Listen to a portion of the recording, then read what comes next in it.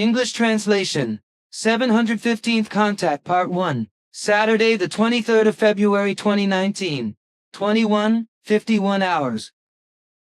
Welcome, Ta. Sit down, my friend, and I hope we do not have too much to talk about today, which I then have to struggle to recall and write down again. My right arm, specifically I mean my hand and fingers, just do not work like they did before the accident last year. Unfortunately, the fingers have difficulty moving, repeatedly go numb and fall asleep, which means I often mistype on the keyboard and have to correct it frequently. With constant practice of typing, things have improved quite a bit, but I think it will take a long time for everything to get back to normal. Greetings also to you, Edouard, dear friend, and thanks for your welcome. It is not surprising that you have great problems with your writing, because your accidental injury was not of a harmless nature and would have required a surgical intervention and a prosthesis or a new joint for the shoulder, as I diagnosed myself. And what I discovered over a period of weeks during several further diagnoses, I would like to explain a few things about.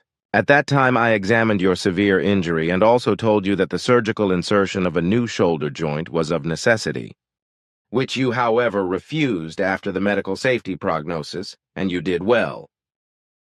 You must make sure that the shoulder joint guarantees pain-free mobility because it is the most mobile joint in your body and you must maintain its function under all circumstances. If you do not do this, you will lose a lot of quality of life and independence. In the case of the severe damage to your shoulder joint caused by an accident, a shoulder prosthesis would have been the only correct measure. But as I said, you refused this for reasons of common sense, because you would not have survived such an operation due to your heart problems. As I investigated, the shoulder specialist at the clinic in Winterthur considered a therapy by joint replacement and took into account the serious and dangerous risks to be expected. But these were not communicated to you, for whatever reason. It was only the surgeon's assistant who explained everything to you in response to your questions. As a result of which you then decided not to have the operation, but to take the initiative to try to heal your shattered shoulder joint yourself. With regard to the shoulder operation that was planned for you, the primary goal would have been to reduce the pain in your shoulder. But you brought this factor under control yourself, as you have always done in any case. Also, despite the pain, you have regained maximum mobility of the shoulder through unrelenting self-therapy, which is also not only unusual from my point of view and actually difficult to understand from a medical point of view. This is also the case with regard to your self-healing of the damage and suffering, which was apparently not detected by the medical profession, but which I was able to diagnose very well.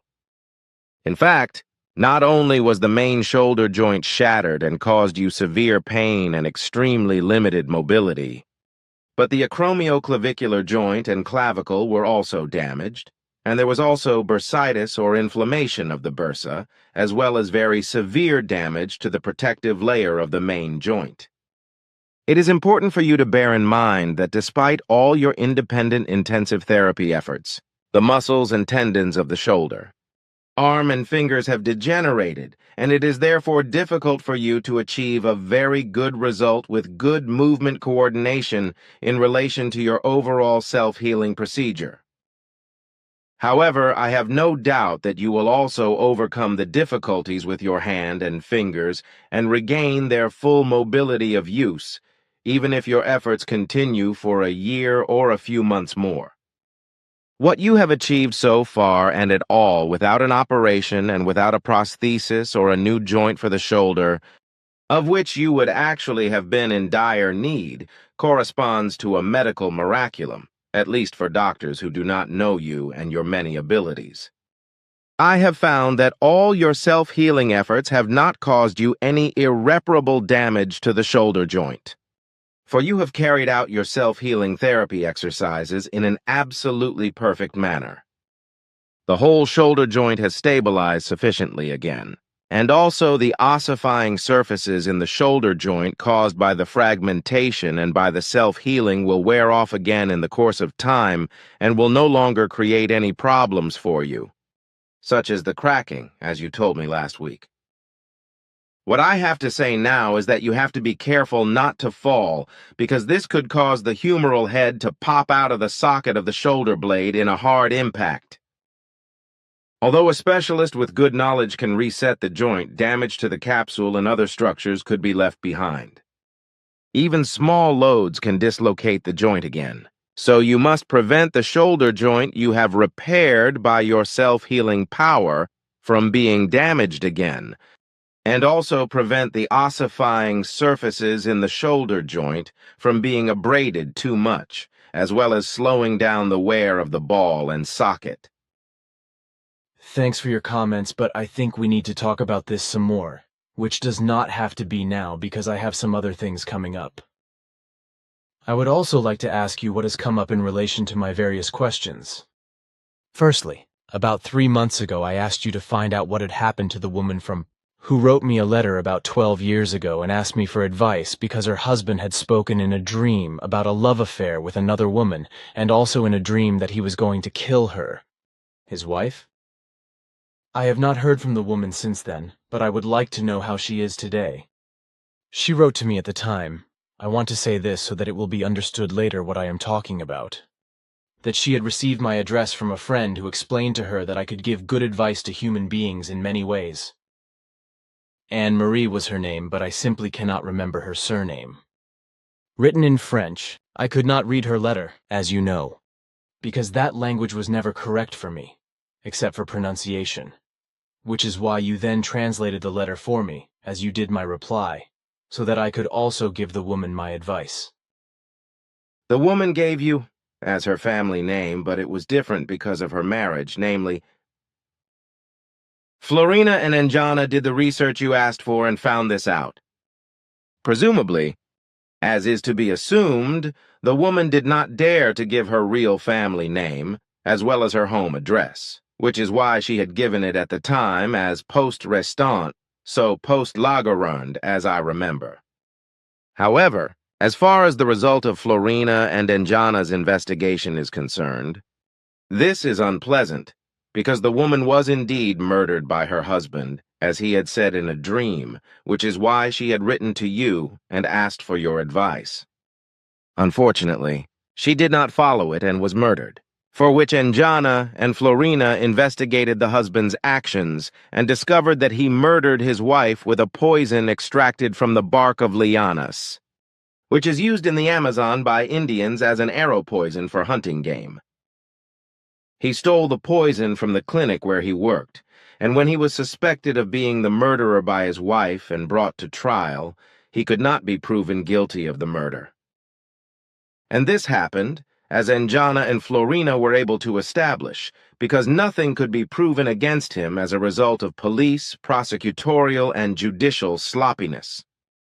The already elderly father of the murdered woman could not cope with this and fell prey to vengefulness, which led to him becoming a murderer himself and shooting his daughter's murderer, for which he was also convicted and imprisoned. Regrettable, because why cannot human beings listen when they are advised to do something?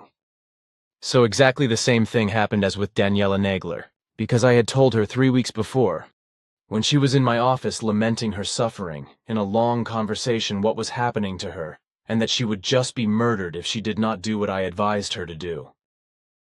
In the process, I made an effort to look at the whole thing in terms of their relationship, and saw that in about 3 weeks after our conversation, it was on the 17th of September 2000, her life would end.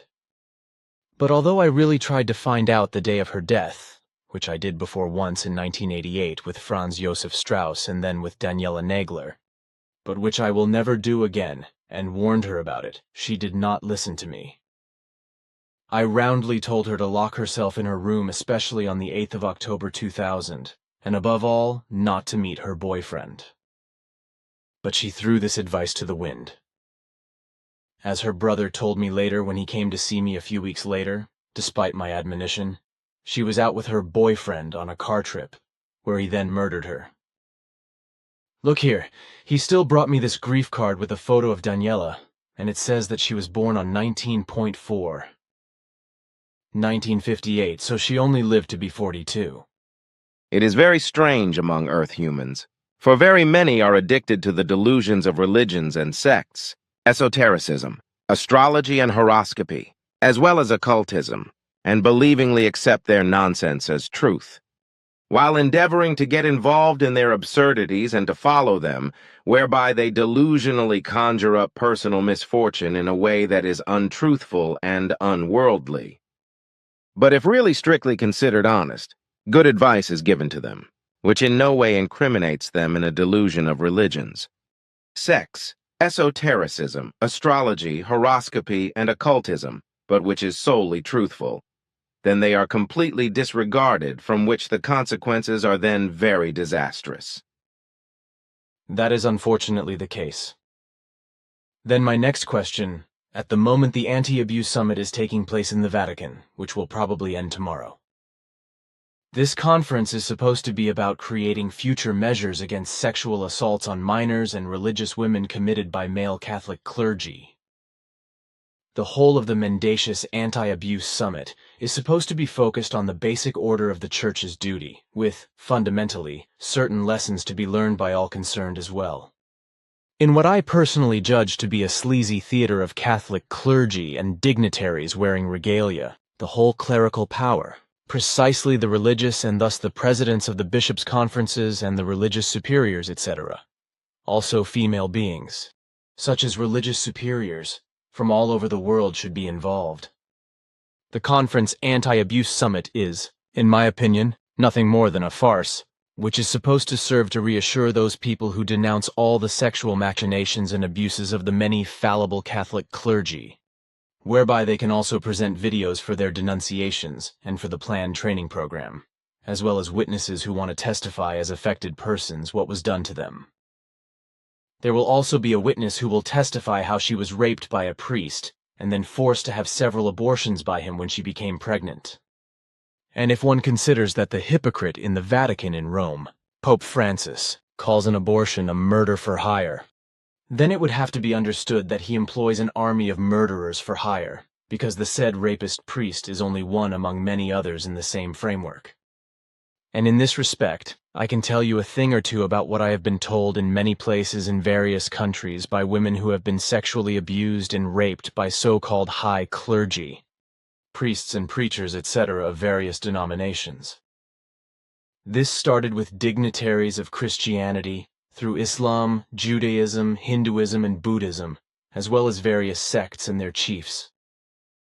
One woman even complained to me that her 16-year-old daughter threw herself in front of a train because of it and died, while a woman hanged herself after being raped, as her mother complained to me. An older woman tearfully complained to me when I met her as a sales representative during a home visit that she wanted to become a nun when she was young, was given the name Sarah as a novice, but then on the one hand was raped several times by her novice master and finally also impregnated by him. This while on the other hand, she was also forced several times by two nuns to engage in lesbian sexual acts. Her pregnancy was forcibly terminated in the convent by an abortion, during which she suffered permanent damage to her health. In addition, she said she was treated like a prisoner, but sometimes had to work outside the convent in a garden, where she also managed to escape because she could no longer bear everything. But because she was ashamed of being treated like a whore and was afraid that she would then also be insulted as such by her family, she kept silent towards her strictly religious parents and her two brothers, and moreover, the novice master had forbidden her any contact with them or outside the convent at an early stage. Since her parents and brothers, due to their religiousness, did not want to understand that she had fled the convent, because it was they who wanted her to become a nun. She broke off all contact with them and built and led her own life far away from the parental home, and she had been doing this for 42 years when I met her. But now, dear friend, I would like to hear what you have to report and what you found out from the dignitaries in the Vatican at the Catholic Anti-Abuse Summit. Also, you said that you would endeavor to find out how this summit of Catholic clergy is going on the one hand, but that on the other hand, You would also like to find out to what extent all these Catholic clerical powers are honest about themselves, and would out themselves, should any among them have been guilty themselves, if they have dirt on them. To this, I can only say that I agree with your words, sleazy theater of Catholic clergy and regalia-wearing dignitaries, for what we have elicited from the bulk of dignitaries attending the Anti-Abuse Summit is most appalling. And what has emerged so far in the theater, as you call it, the whole thing amounts to a hypocrisy that has no serious background in terms of an interest and a will to change and remedy the sexual abuse of juveniles. Faith-based wards, nuns, and other Catholic-believing sisters by Catholic dignitaries and regalia bearers and ordinary clergy, as you are wont to call them all. If everything is looked at and investigated carefully, then all the conference is an absolute ridiculousness and, moreover, a fraud, because behind the whole presentation there is no seriousness whatsoever. Our astonishment at the fact that for the first time in the history of Catholic religion, a conference is being held in relation to an anti-abuse summit has led us to examine every single dignitary person of this anti-abuse summit, not only at present, but to find out about each person's entire life back to their youth, which has resulted in an extremely elaborate undertaking that has required more than 400 of our specialist staff, who are busy from the first day and until the end of the conference tomorrow. But we also felt the need to clarify what corresponds to the effective reality and truth with regard to the sexual abuse of minors by clergy of every dignitary form. So from the lowest to the highest Catholic ministers. We have established that not only boys, but also girls, as well as women of the Catholic faith, nuns and other sisters, have been and are still being sexually abused by male clergy of all levels. Homosexual acts among clergy and outside their direct sphere of influence are also common, as well as lesbian relationships between Jesus' brides, as you have already called them, or elsewhere. I also found out that nuns acted and act in the same way with regard to sexual abuse of underage girls and boys, but also with regard to lesbian sexual acts among their peers or outside their sphere of influence. I also want to talk about what you said we clarified years ago in the nunnery, but never talked about openly in our conversations. But now I want to do this, because in connection with the fraudulent and hypocritical anti-abuse summit, I am of the opinion that the time is ripe to openly state some facts. So I want to address what you say we have investigated. That you observed through binoculars at a certain location at the several centuries-old nunnery and something being buried, with you suggesting that it might have been a burial of a newborn baby. So we followed up your observation and explored the nearer and wider surroundings of the many hundreds of years old nunnery and found 3 specific locations that indicated that burials had taken place at these. So we investigated extensively. What we found confirmed your suspicions, because we found 182 small skeletons of newborns that had been buried there over several centuries. Through research in the past, we were able to prove that throughout the centuries, sisters of the monastery had been impregnated by clergymen and their fruit aborted. According to the 182 skeletons we found, however, pregnancies were also carried out and the children born. But according to our findings, they were then killed and sometimes even buried alive. However, as far as our erudition efforts are concerned, which we have been carrying out since the beginning of the Anti-Abuse Summit, in order to check the participants in the Anti-Abuse Summit, these have brought about extremely regrettable and unpleasant findings. Specifically, we have examined all the persons participating in this conference individually with regard to celibacy and its observance and their attitude towards it, as well as their actions, behavior, mentality, and responsibility behavior, and have researched them all the way back to their novitiate. And this was only possible through the aforementioned large-scale deployment of more than 400 experts in order To thoroughly fathom the truth of what is effectively hidden and hypocritical in the Catholic clerical power with regard to sexual assaults and abuses, and thus also disregard for celibacy. And with regard to celibacy, which you have often called illogical nonsense, as you also said in this way to Emmanuel on your return, journey with Ascot into the past, and told him how the fanatical Christian religion as Catholicism, and from it, celibacy would develop from his work. I also find the term nonsense to be just as uniquely correct for it. According to the information given by Ascot, who recorded your conversation with Emmanuel, he replied to you, after you had explained celibacy to him, that such a request was not only contrary to nature, absolutely nonsensical, despicable, but also such that sexual excesses and misdeeds would inevitably arise from it. In this regard, we have examined all clerical persons of the conference, especially with regard to sexual assaults on juveniles as well as other incidents, such as sexual assaults on nuns and faith-based wards, etc. In the past, up to the beginnings of their novitiate time or up to the beginnings of their formation, as well as after they have entered a religious community and continue to work in it up to the present time. The results of our research are, as I have already mentioned, shocking, for our experts revealed some catastrophic events and came to the conclusion that 73% of all clerics participating in the conference did not observe the rules and regulations of abstinence imposed on them from the very beginning of their novitiate.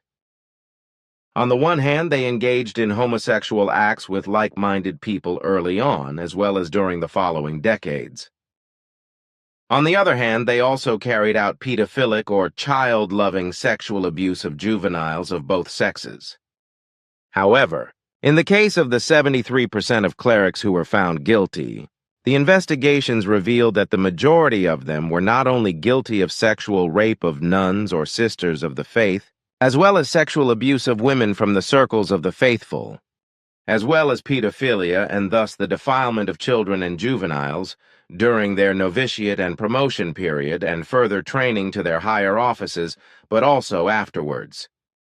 As I said before, the whole of this anti-abuse summit is nothing more than a sleazy and slimy theater, which only serves the purpose of hypocritically winding up and dangling the whole world on a fool's rope with lies and deceit, with the Supreme Conference prince, named Francis, conducting the slime theater in a well-considered mendacious manner and being careful not to harm a hair on the head of all the fallible child, juveniles, nuns, and women rapists. And this, in my view, is so that the regalia fract can continue in the old-fashioned professions scot-free, but in ignorance of all the faithful and with the hidden warning to the sexual miscreants, do not get caught. And in this sense, many lowly clergy, right up to the high clergy, will continue to do everything in the old framework, because the imposition of Catholic abstinence idiocy is something that is not feasible. This is because even the fanatical or otherwise God-believing priests have an itch in their trousers, just as the women and brides of Jesus who believe in salvation have an itch in the same area, which naturally has to be counteracted and remedied in one way or another, be it through pedophilia, sexual acts with their own kind, copulation with the opposite sex, or through personal manual labor or masturbation. Onanism, masturbation, and thus one's own manual labor, which, however, is idiotically and moronically denounced as self-abuse by Catholicism. For my part, I find the whole thing, that these 73% of the habitual priests, these arch-genteel sex abuse monsters, appear at this anti-abuse summit in a stinking, cheeky, and conscienceless way and participate completely impudently and innocently, although they know exactly how much dirt they have on them, and have also smeared their habitual sacks with it. Really much more than just a bottomless impudence and consciencelessness, but effectively an absolute depravity. What I also think about this whole papal comedy of smears is that the whole theater is, on the one hand, a bottomless impertinence towards the faithful, because they are being misled and are supposed to continue to pay their mite for these mendacious delusion-guiding sneaks, so that these sex abuse Pharisees can continue to indulge in their abstinence-less degenerate lusts. and the fact that they are not even brought before the secular laws for their misdeeds in this regard as, on the contrary, every non-clerical person of the people has to put up with who makes himself liable to prosecution for sexual abuse, is probably more than just the hammer of shameful injustice. But since time immemorial, this is only due to his hypocrisy. The Pope, with his sneakiness, who is able to prevent this from happening to the worldly rulers and rulers who are addicted to the Catholic religion and the delusion of God, by sliming them with his faith, namely by fraudulently lying that the fallible would be punished by the Church. This punishment, if any at all, consists at the most in a transfer to another place of activity, that is to say to another village, another town, or another country, and that's that. But if I now mention the religions in general in relation to the faith of the believers, then I have come to the frightening realization that in terms of religious fanaticism, Islam is at the forefront. And this results from the fact that human beings are driven and seduced into delusional belief by the hammering into them of the fanatical spiritual religious populist supreme religious leaders, as well as the equally fanatical religious teachers, who tell them in a populist way about their personal religious sectarian delusion. And these then themselves become susceptible to religious faith fanaticism, as well as fanatical and conscienceless with regard to hatred, revenge, retaliation and killing, torturing, tormenting, murdering, raping, massacring, destroying, and waging war, if they are driven and trimmed to this by fanatical faith delusion elements in a religious, fanatical, populist way. Basically, it is exactly the same as in politics, where the people are beaten up with populist phrases until they fall for all the nonsense of the beguiling whispers and believe all the nonsense, because they are clueless and incapable of thinking for themselves and forming their own opinions and decisions. I learned from your father Svath in the 1940s what populism is, whereby this term actually originated from opportunism, which in reality corresponds to demagogic or popular incitement and inflammatory propaganda, which is carried out with the aim of conveying a certain line of thought based on lies and deceit. The fact is that every opportunist populism is absolutely, unavoidably, and in every case by hook or by crook, carried out through an untruthful, mendacious, and deceitful dramatization of the populist goal in order to win the favor of the people, or at least their great masses. And since the people as a rule consist of simple and not highly educated human beings, and are therefore effectively ignorant, respectively have no experience with regard to the populistically raised issues, do not see through certain connections and are, moreover, naive, they fall into a pro and hurrah roar with the opportunistic populists. And this happens as a result of the only low civic education of the people, who, as a rule, without distinction of age, are absolutely still green behind the ears, childish, naive, inexperienced, immature and innocent as well as simple, harmless, plain, uncomplicated and incomprehensible with regard to opportunism and populism, and therefore are not able to form their own personal and logical opinion according to the factors at hand, which must be said.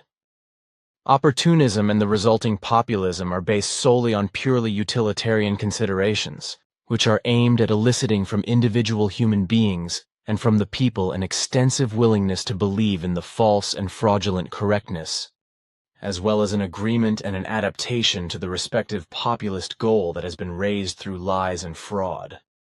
And what is fundamentally aimed at is, on the one hand, based on gaining power over the human beings and the people, whereby as a rule everything is aimed at bringing the human beings and the people under the opportunistic thumb with new laws, regulations, beliefs, and ordinances that are hostile to the people, freedom and peace.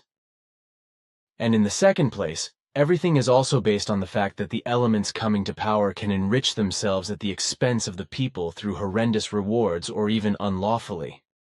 Opportunism and populism are actually basically one and the same, although the whole thing is to be divided into 4 different forms, namely, 1. Politics 2, Religion, God, Faith 3, Literature 4, Ideologies. Svath gave me 7 points that specifically characterize populism, and I also mentioned these points to a group of persons in Gießen in the 1960s, when I was traveling through Germany with a friend and was asked by journalists, politicians and psychologists who had a meeting in Gießen how I, as a globe-trotter, stood on politics and religious faith, and how I would see and judge everything. Consequently, I told the people, there were almost 30 of them, what I had to say according to Svath's instruction. However, nothing of this was published in any newspaper, only a photo and a small text about my girlfriend and me. However, several persons neatly wrote down the 7 points that Svath told me about populism, and thanked me for it when I told them that populism would become of enormous importance in the coming times all over the world, which actually originated from a self-designation of a farmer movement in Texas in the USA. Unfortunately, I cannot get the whole thing together today, also the 7 points. I know them from my father's annals, so I can tell you. These, Edward, are the 7 points that my father named to you and that you named back in Giessen at the beginning of the 1960s.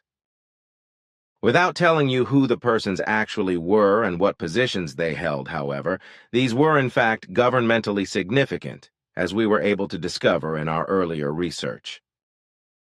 And as for the farmers' movement in the USA, this was the Farmers' Alliance of the 1870s in Texas.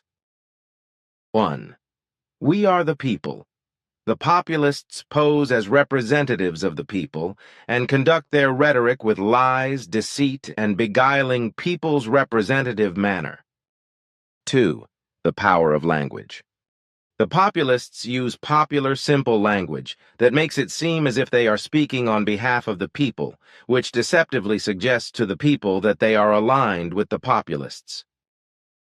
3. Playing on fear. The populists stir up fear among their audience with all kinds of untruths and by conjuring up threatening prospects for the future. 4. Attention at any price. The populists use every opportunity to repeat their lies and deceptions over and over again in almost endless repetitions until they are so ingrained in the audiences that they become pathologically compulsive and therefore require approval of the populist.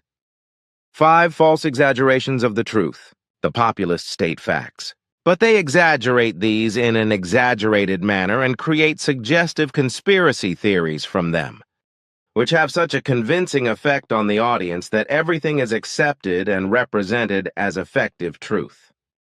6. False news. The populists invent false, lying and fraudulent news on the one hand to effectively misrepresent existing facts, on the other hand to misleadingly present non-existing facts as existing through lies and fraud. 7. Effective staging. The populists take anything and everything in relation to themes. Things, events, factualities, planning, and facts, and embellish them in their favor with exaggerations in such a way that the audience is thereby blinded and misled. Thanks. Then I can continue with what I was talking about.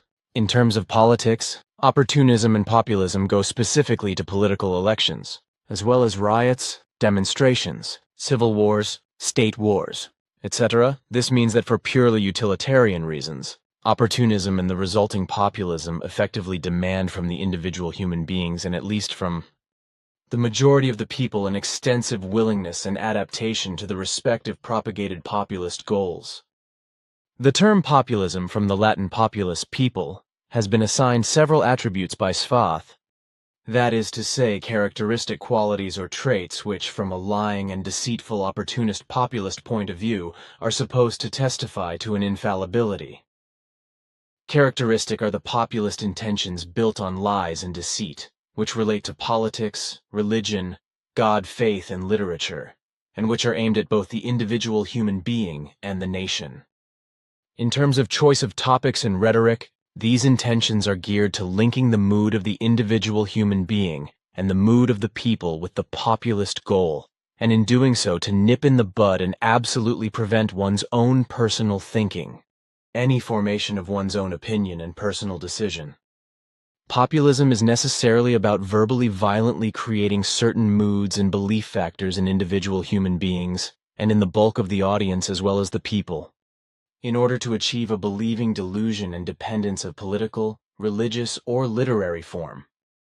And this, of course, only so that the populist rhetoric artists can make their individual human beings, a group of listeners or the majority of the people become believers in all the populist lies and deception. And through this populist believing of the individual human beings and the people, the unlimited exploitation and strengthening of existing moods for the populist propagated purposes can take place. In this way, populism manifests itself in various specific styles of politics, in religion, God belief, in ideologies, and in literature, the whole in every case and in every way as a strategy for acquiring power, acquiring wealth. Religion, God, and ideology belief, as well as literarily by false information towards the human beings and the whole or the majority of the people as well considered. Deliberate, malicious misleading and exploitation, or as a result of academic unproven hypotheses megalomaniacally declared as truth. Populist literature was defined by Schwath as any writing product that is based, on the one hand, on intentional or unintentional falsehoods, misinformation, and thus on lies and fraud. This includes information notes, books, radio news, TV programs, pamphlets, letters, journals, periodicals, newspapers, and all other written works. Overall, everything that is written down and published is considered literature.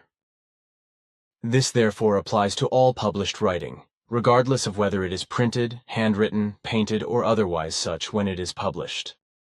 So published fake news or fake news also belong to literature, whereby these are manipulative and spread fake news and lie truths, which in today's digital age are mainly spread on the internet, especially in social networks and other social media, the so-called social media, or similar, and in part virally or like a virus. Politics, religion, God, faith. Literature and ideologies as a whole are characterized by their operators in an extremely opportunistic populist way, whereby since time immemorial all religions, God's Son faith, God's faith as well as saints' faith, etc. have been dictated, which, moreover, are all dictatorial in nature, are the worst and most evil humanity-dumbing opportunist populist organizations that bring about hatred.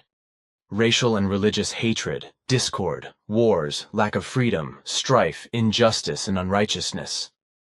So, as it is the case in politics, it is also the case with the clergy and all religious priests, who in all peoples instrumentalize the unstable human beings who are incapable of opinion and decision-making in a populist way, make them believers and drive them into the deepest fanaticism and delusion. The fact is that the religious sectarian delusion of God is also used for political instrumentalization and, in this respect, as a malignant basic evil of all religions, serves to dominate humanity and not to allow any free will of its own to arise in it. In this way, the entire masses of people who believe in religion become compliant tools who, as a result of their stupidity, can be incited to hatred against other sections of the population and peoples, and can be seduced into acts of war. And since the peoples of the religious delusionists are incapable of perceiving reality and its truth, let alone understanding it, it also remains hidden from them that every single religion or sect of faith not only corresponds to a dictatorship, but is directly linked to malicious terrorism. Fundamentally, the most malicious actors of all evil, of all uprisings and wars, of all hatred and all mischief on earth, are to be found among those human beings, peoples, and in relation to the entire earthly humanity, where spiritualities of all shades carry out their insidious, scheming, perfidious, tricky, devious, and reality, and truth-traitorous, populistic, and greasy hidden politicizing, as well as believer-bewitching greasy machinations. The religious faith instrumentalization thus corresponds to an insidious, hidden political machination that misleads the faithful, and this is, as I said, a basic evil appearance of all religions that make their insidious, dictatorial, terrorist, populist politicization the means of their might, their successes, their immeasurable wealth, and their interests. All clergy and politicians who invoke their religious faith in their offices are nothing but hypocrites and bigots or ignorant, misguided believers and faith addicts, who are incapable of their own healthy, rational thinking, and thus of their own opinions and decisions. The fact is, since time immemorial, that religions and those who believe in them have been populistically abused for delusional and political purposes, and this abuse is one of the cruelest chapters in the history of mankind, For from the whole of religious mendacity there have always been only brutal and terrible wars, massacres, bloodshed, hatred, strife, murder and manslaughter, betrayal, lies and deceit, as well as such horrendous overpopulation, that now the climate, nature, and its fauna and flora have already fallen into an evil precarious state of ongoing destruction and annihilation.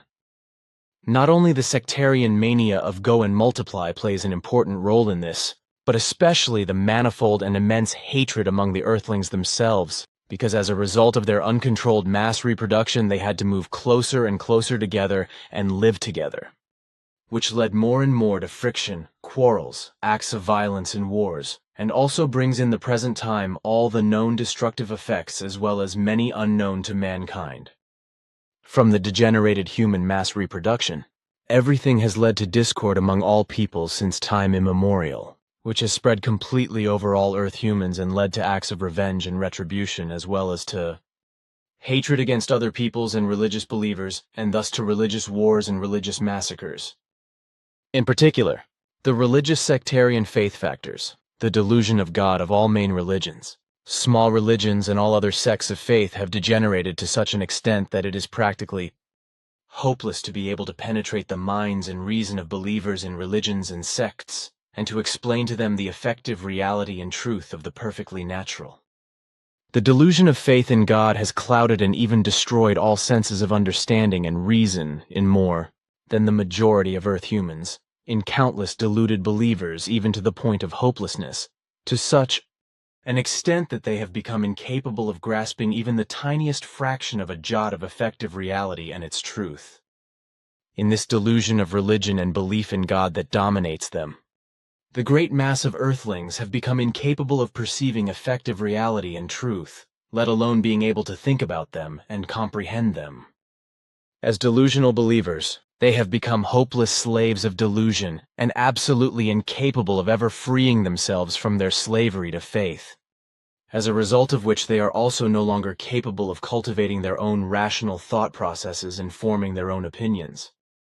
As a result, they, as delusional believers in God, fall more and more into stupefaction of reality, become more and more humble and dependent and tractable towards all and any false apostles, through whom they are exploited in every way and seduced into enmity, discord, hatred, murder and manslaughter, as well as war against those of other faiths, whereby the sectarian delusional leaders can enrich themselves tremendously and live out their lust for power over their believers. The entirety of religious sectarian faith and the deviation from the natural reality and its truth led the majority of Earth humans into all conceivable malicious and violent degenerations, to which no limits could be set and none can be set today. This also includes the monstrous and destructive machinations caused by overpopulation, which needs thousands of different necessities and things in order to be able to satisfy its abundant life.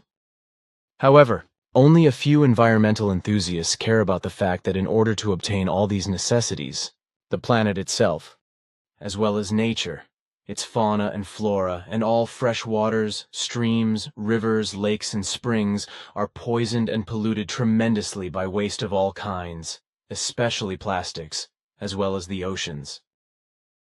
All warnings and admonitions are of no use, because the vast majority of the overpopulation does not care a jot, but continues unabated, unrestrained, and irresponsible with all the destructive activities. If the destructive and criminal machinations on planet Earth itself, caused by the needs of overpopulation, are taken into consideration, as well as the manipulations and cross-directions that have taken place on nature, its fauna and flora, and on the Earth's air envelope or atmosphere, then this naturally also includes the criminally changed climate, which is now causing enormous natural disasters. The ozone layer and the CFCs destroying this layer must also be mentioned, and I must explain a few things about this, because knowledge of this is very important, as Svath has already taught me. The ozone layer is to be understood as a part of the stratosphere, which is located above the troposphere, which surrounds the Earth at an altitude of about 10-12 kilometers. So the stratosphere itself is above that at about 15 to 50 kilometers above the Earth, and, as far as I know, contains about 90% of atmospheric ozone. Up there, in the stratosphere, The sun's high-energy ultraviolet radiation converts the oxygen O2 into ozone O3, whereby this ozone layer shields part of the sun's UV radiation and prevents too much of the aggressive UV radiation from reaching the Earth. While the ozone layer protects all life on Earth from the sun's harmful ultraviolet radiation, ozone gas near the ground, however, endangers the health of human beings and the entire environment, irritating the eyes and mucous membranes and causing terrible damage to the respiratory tract. Basically, the ozone layer blocks a large part of the sun's aggressive rays and thus prevents too much ultraviolet radiation from reaching the Earth and causing damage. However, this is only the case when the ozone layer of the stratosphere is intact, because it then acts like a huge protective screen against the dangerous UV radiation. If we take a closer look at the greenhouse gases, they absorb the long-wave heat radiation and thus strongly change the energy balance as well as the average temperature of the planetary atmosphere, whereby methane, nitrous oxide, as well as water vapor, ozone, and carbon dioxide are to be mentioned as natural greenhouse gases. With regard to ozone pollution on the ground, I have learned that it is actually only problematic in summer, and also only when there is intense solar radiation that makes it possible to produce ozone from the so-called precursor substances, whereby these substances are usually produced from emissions caused by mankind. With regard to the destruction of the ozone layer, it is to be said that this takes place through gases, first and foremost chlorofluorocarbons CFCs, which used to be used on a large scale, primarily as coolants. CFCs consist of organic compounds in which hydrogen atoms are replaced by fluorine and chlorine atoms. I learned that the main greenhouse gases are few in number, but the most important is carbon dioxide, CO2, which is an odorless and colorless gas whose average duration of existence in the atmosphere is about 120 years. In addition, there is methane gas, which is mainly produced by cattle as odorless and colorless but highly flammable digestive waste gas, but which is also stored in the frozen ground and is now escaping from the soil and rock due to climate change as a result of the thawing of the permafrost and entering the atmosphere. However, this methane gas can be destroyed by chemical reactions, in contrast to the CFCs as greenhouse gases, which, as I recently read, are inert or inactive, uninvolved and inert, which means that they are substances that, as it is written, under the given conditions do not react or react only to a negligible extent with potential reaction partners, such as air, water, reactants, and products of a reaction. Finally, nitrous oxide is also to be mentioned, which is well known as colorless and sweet-smelling laughing gas. Among the many irresponsibly caused impairments of the atmosphere by mankind are above all toxic greenhouse gas emissions, above all CO2. But CFCs and chlorofluorocarbons should also be mentioned because, contrary to all false claims to the contrary, they still contribute to a considerable extent to the impairment of the ozone layer in the stratosphere, but no longer to the same extent as was the case in the 1970s and 1980s. When the ozone hole was the talk of the town, for which CFCs were responsible, but which hardly anyone talks about or even knows anything about today, in 2019.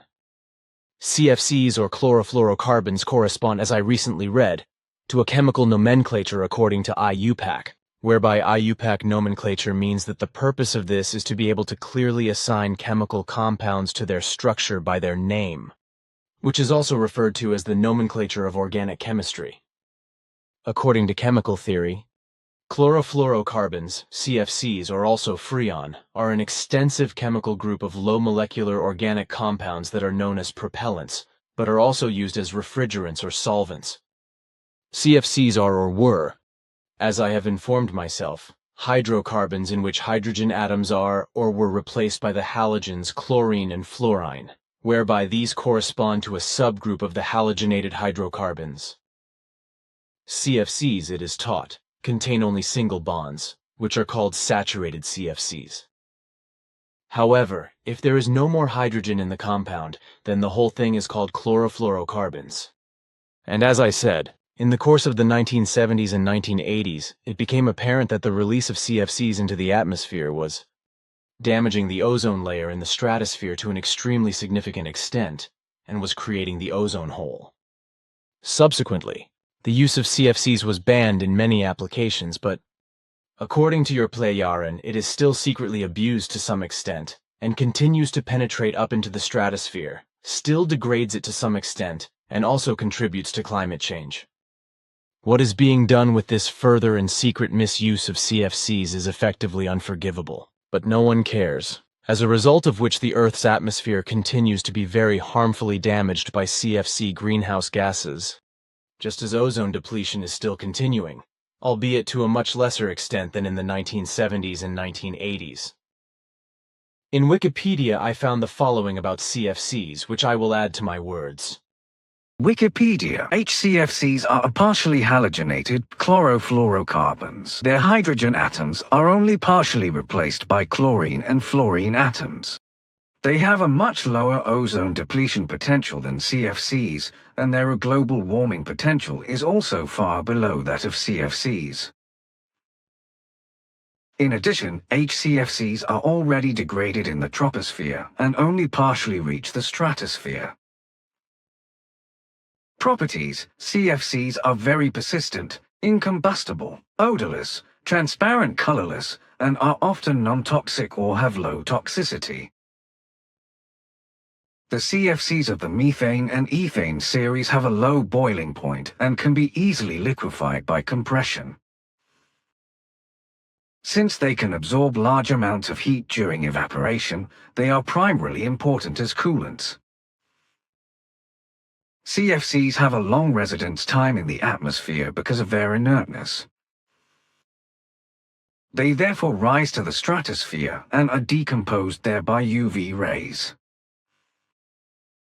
This releases chlorine and fluorine radicals, which react with the ozone in the ozone layer and damage it. In 1981, Verabhadran Ramanathan described that the very strong greenhouse effect of chlorofluorocarbons alone would warm the Earth's atmosphere by a whole degree by the year 2000 if emissions of this gas were not dramatically reduced.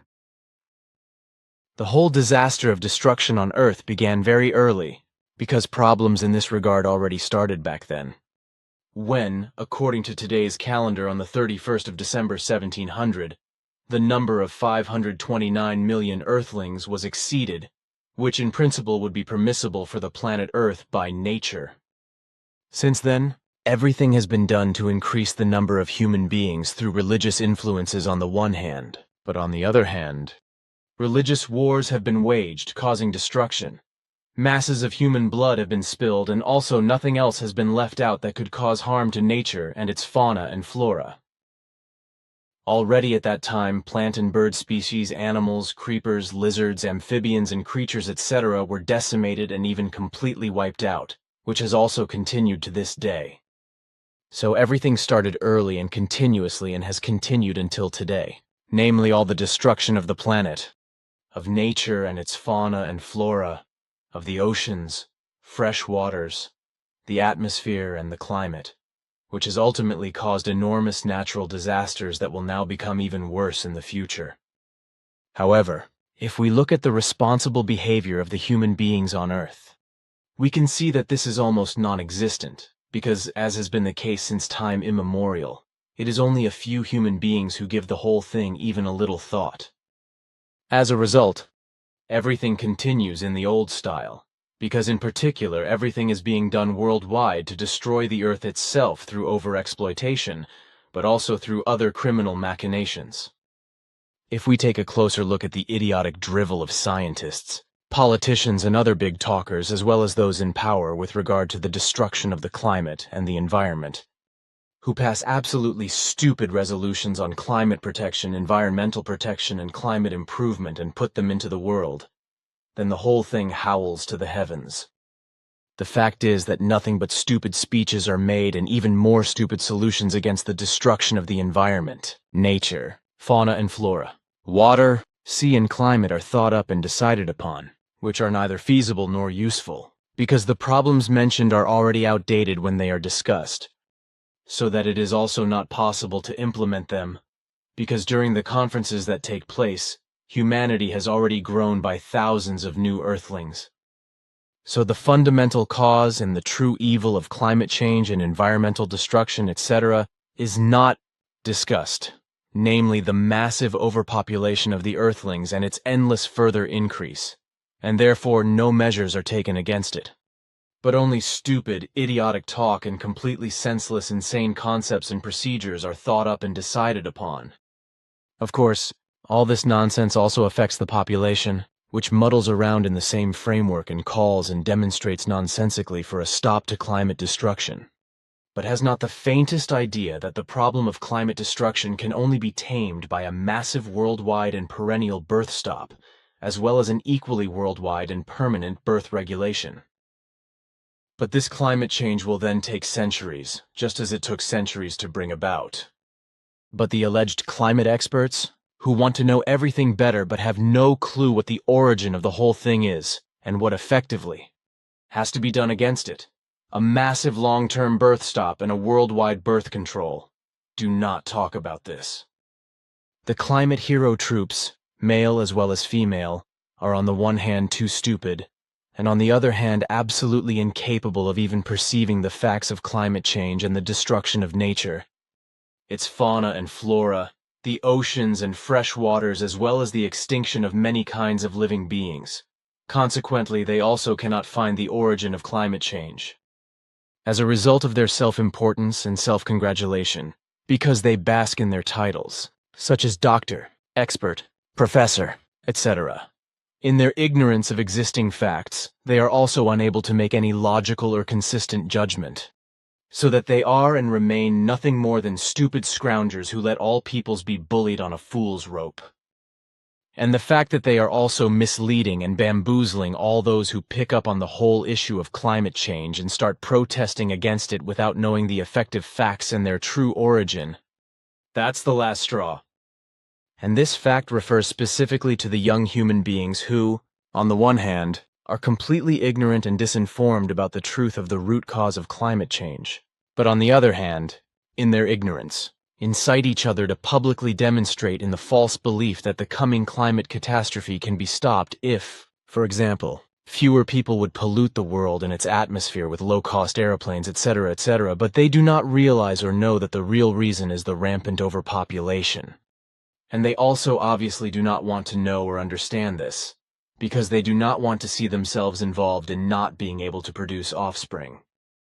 And this is exactly what the juveniles and young demonstrators with their "Stop Climate Change" do not want, because their personal egoism is not affected by the right to produce offspring. But the not producing offspring should only apply to others, but not to themselves. So when the issue comes up and the demand is put to them, they chicken out and in their ignorance even claim that overpopulation has nothing to do with climate change, because they can neither perceive nor comprehend its destructive machinations.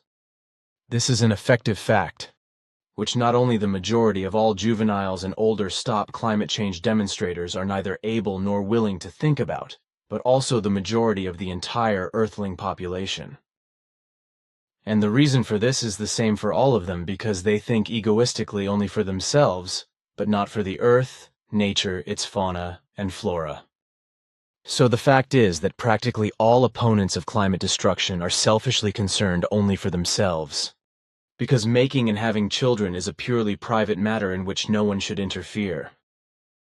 Therefore, it is impossible from the outset that even a hint of a thought can arise that no, or at least far fewer offspring should be conceived and brought into the world. And this is so because for all of them the very suggestion of such a desire to consider progeny for a long time or not at all is considered a vicious, privacy intrusive and unjustified intrusion into the absolutely personal sphere. And this egoistic attitude goes beyond all well-being and existence of the planet Earth, its climate, nature and its fauna and flora, because what does climate protection care if personal interests and desires are to be put in the background, or even given up by necessary measures to be taken by this? Well, there is now the 16-year-old Swedish girl Greta Thunberg, who skips school every Friday and demonstrates hysterically stupidly in public for climate protection. This, in turn, is a feast for all those scientists, politicians, religionists, and rulers, but also for large masses of juveniles, to make themselves important and big in public in connection with the introverted Greta Thunberg. So the girl is dragged to public events and does not know what is happening to her, and that she is being selfishly exploited by others, who thereby consciencelessly and carelessly hope to gain publicity for themselves, and can thus place themselves in the limelight of the world. And this is what they all do who rally around Greta Thunberg or otherwise consciencelessly use her as a figurehead in order to be able to shine in public with the image and word of their own personality, as well as with stupid speeches of lack of expertise.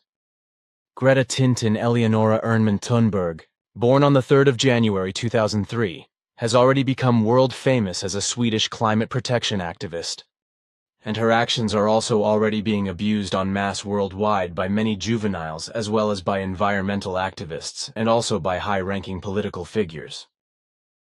Greta's efforts, the child does not know what is happening to her, are attracting international attention, but on the whole this is absolutely hypocritical.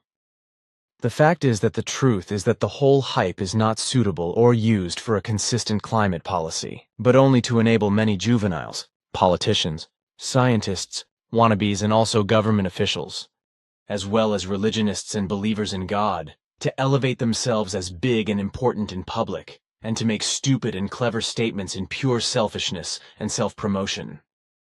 If the school strikes started by Greta for Fridays are seen in relation to the fact that climate change is to be curbed and stopped by this action, then realistically the whole thing is nothing more than a shot in the dark. Even if the Fridays for Future have formed into a global movement, which will probably only go out again as a flash in the pan. In my opinion, nothing will be achieved with school strikes, but rather unpleasant things will result from them, which may be accompanied by difficulties, even if Sweden complies with the Paris Agreement, for which I have taken this from Wikipedia. Wikipedia, Politics. The Paris Agreement on Climate Protection. The Paris Agreement was adopted at the last UN Climate Change Conference. What are its goals and how are they to be implemented? An editorial contribution from Ekindersake, the 6th of September, 2018. The UN Climate Change Conference is a meeting of politicians and climate experts from around the world. It was last held between the 30th of November and the 12th of December 2015 in Le Bourget, a small town near Paris. This is why the agreement reached is called the Paris Agreement. It is the first climate protection agreement that puts virtually all countries in the world under an obligation. This is because all 195 UN member states have agreed to the agreement. Officially, the Paris Agreement will come into force in 2020. In the following, you will find out what the goals are and how the countries intend to implement them. What are the goals of the agreement? Limiting the temperature increase, the countries have set themselves the goal of keeping global warming below 2 degrees. If possible, it should even remain below 1.5 degrees. Fewer greenhouse gases. The goal is to achieve a global balance between the emission and absorption of CO2 by the second half of this century. In other words, we human beings should not emit more greenhouse gases such as CO2 than can be absorbed by forests, for example. Support for poorer countries. The poorest countries of the Earth are to be supported by the richer countries in climate protection, adaptation to climate change, and the elimination of consequential damage. How are the goals to be achieved? Mandatory reports, in order to track how much CO2 each country is emitting and what it is doing to achieve the common climate goals, all countries must submit regular reports. Financial aid. The industrialized countries have agreed to provide $100 billion every year from 2020 to 2025 for poorer countries. The money is to be used to help these countries to repair the damage caused by climate change and to use more climate-friendly technologies. Higher climate targets. From 2020, every country is to present its climate protection plans every 5 years. The new targets must always be better than previous targets. This means that the targets will be tightened every 5 years in order to jointly achieve the ambitious climate goals. The criticism of the Paris Agreement, of course, it is a success that countries were able to agree on common goals. But environmentalists think that such an agreement should have been concluded much earlier. They also criticize the fact that the climate targets continue to be set by the individual countries themselves and that they do not face any penalties if they fail to meet them.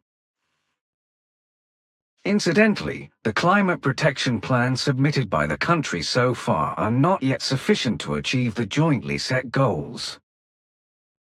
So there is still a lot of work to be done.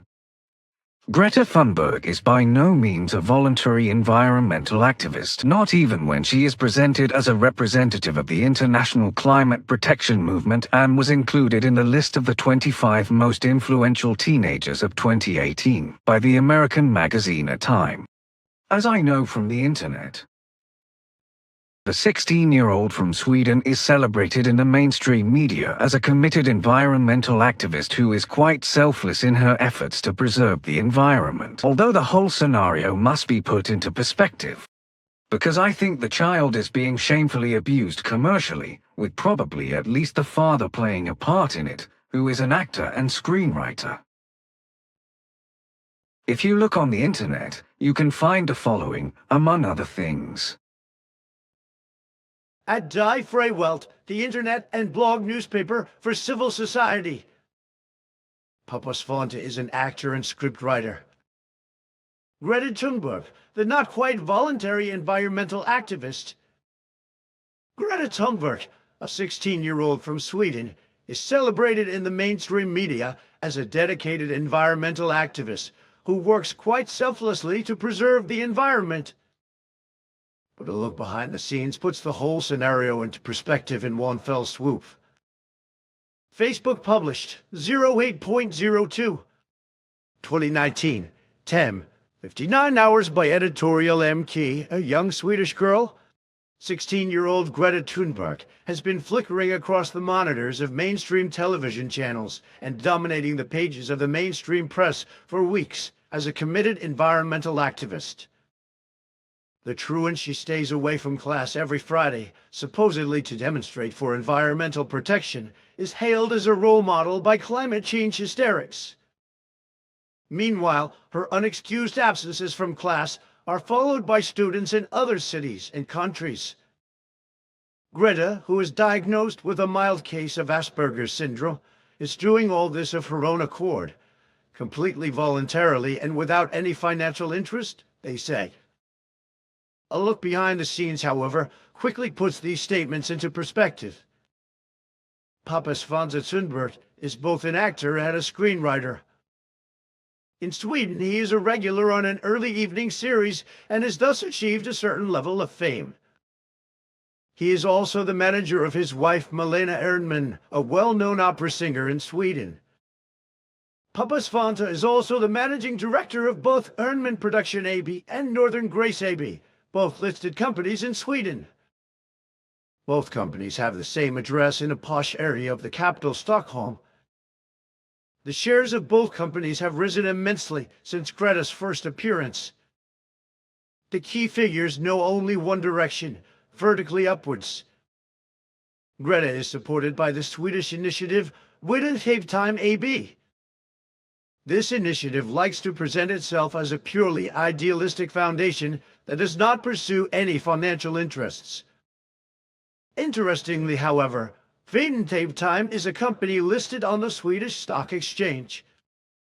It is almost superfluous to mention that these shares have also skyrocketed since the announcement of the commitment to Greta. And finally, Svante Thunberg and Malena Ernman have written a book about Greta and her commitment in the original Scener Hjärtat, which is enjoying huge sales. How big would the sales of this book be if Greta stopped her activities? And under these circumstances, how voluntary is Greta's continued involvement? It is also a fact that during all times of the past millennia and up to the present day, inconceivable cruelties, slaughters, murders, rapes, tortures, and massacres, etc., have been committed in the name of religions and delusions of God, not only against millions, but against far more than 1 billion human beings. All these atrocities, carried out in the name of their God and usually by human beings, have not led to the God-delusional earthlings becoming any wiser, but only more fanatically delusional and evil. Only very few human beings have turned away from their religions and their delusions of God, and rebelled against the delusions of God and the religions, while still running the risk and having to be glad that they were not murdered by the believers because of it. However, all the outrages and the insane and imbecilic contradictions of the religions and their God-believers still, today inevitably lead to terrorist massacres and murderous acts of terror being the order of the day due to the ignorance, unreasonableness, and sheer incapacity of the God believers and religion believers. The most malicious actors are the clergy, who are in office from the lowest to the highest position in fanatical religious and God belief mania, who act in a populist politicizing manner, gather believers around them through lies and deceit, make them compliant faith slaves and faith tools in order to then hatefully unleash them on people of other faiths through murder, manslaughter, and gun battles. In doing so, they pave the way of God-believing and religion-believing earthlings with horrors and countless deaths, whereby religions and sects reveal themselves as vicious, murderous institutions in relation to dictatorships and terrorist organizations. And this they do contrary to that they mendaciously and deceitfully preach love and charity and brotherhood and mercy. And that religions and their believers are only a welcome tool and means to an end for the clergy, for their insatiable greed for material wealth, in addition to the sexual abuse of children, juveniles and also adults, is something that the ignorant and stupid believers do not understand even when it happens before their eyes. Many clergy are so vile in this respect that they not only deceive unsuspecting wards, but also sexually abuse them because they are unaware of any need to defend themselves. Such clergymen are deceitful figures who are nothing more than conscienceless rags, who also have their dictatorship, terror, and tyranny paid for by their victims and make a living out of it. The fact is also that the whole thing is fraudulently denied by the clergy as a divine calling, and the believers, in their depravity of God and faith, take everything at face value. Unfortunately, the believers are so clueless that they can be deceived without any problem, and they neither perceive nor understand what it is all about. But the whole thing goes even further, because the delusional believers in God are so lulled by the lies and deceitfulness of the intellectuals that, as the shamefully deceived, they still put their might into the sacrificial coffers of the liars and deceivers, just as they also put everything they have at their feet in complete blindness and roaring humility and in absolute ignorance. And they do this on the one hand in the belief that it is pleasing to God, while on the other hand they do it to their misfortune, because they are deceived by the tremendous baseness that is done to them. If we look at the degeneration of the religions, and if I only mention these two religions, then a great deal can be found in Christianity, in particular in the time and in the implementation of the Inquisition. But we cannot stop at Islam either, because there is also much to be said about the Arab Umayyad dynasty, which is considered the first dynasty of the caliphs and which ruled from 661 to 749/750, but was then overthrown by the Abbasids, or members of a caliphic dynasty based in Baghdad.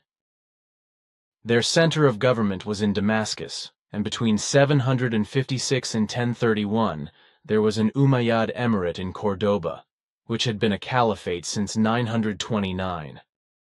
The Umayyads also Umayyads? Umayyads were a dynasty that were mostly warmongering tyrant rulers of the Islamic Empire, as a result of which murders, revolts, and wars were repeatedly instigated, which ultimately resulted in the so-called tragedy of Ashura, whereby a deviation from the Islamic ideal took place, and the Islamic world community did not recover in terms of content for more than a millennium. Wars, barbarism, Campaigns and murder over the caliphates were the order of the day, but in the end, the Umayyad dynasty finally came to an end. Well, the indisputable fact is that the so-called alleged divine will is the core and thus the absolute ultimate of every religion and delusion, which means that the human will is replaced by that of an imaginary god. The delusional devotion to a non-existent god and the delusional will with which this is believed in is effective and absolutely indispensable in delusional belief in God. Only in this way is it also possible for every clergyman to achieve success with the faith-prone earthlings through his faith-populist political smack talk. If this exchange, precisely that the human will is replaced by that of an imaginary god, cannot be accomplished, then the whole thing fails, because then the human being cannot be deceived by the mendacious populist efforts of the clergyman. And if that were the case, then it would be impossible from a religious point of view to recognize a mistake that has been made, which is why there would then be no sin, but consequently also no degeneration of religion, for the sole reason that if human beings have their own will and also use it themselves and act according to it, then they are themselves responsible for everything they think, do, act, and how they behave. Consequently, he is not indebted to anyone outside himself, to whom he would be obliged by having to obey his will, or his order, instruction or command, law or commandment, etc. So if the human being keeps and obeys his own will and does not humbly blindly hand it over to an imaginary god, then he can also not act against a will of God and thus also not commit a sin and not be punished by God. The clergy all know very well about the fact that the alleged will of God plays the most important role of all for the delusional believers. Consequently, all these religious populist politicizing clergy are fully aware that the believers in their delusion of faith rely on their God to think for them, to direct them, to do their bidding, and to rule for them. So the spiritualities know very well that the God-believing human beings take the lies and deceit seriously, and at face value, and live under the delusion and stupidly believe that the will of God is of decisive importance for their weal and woe, and that he is responsible for everything and determines their fate.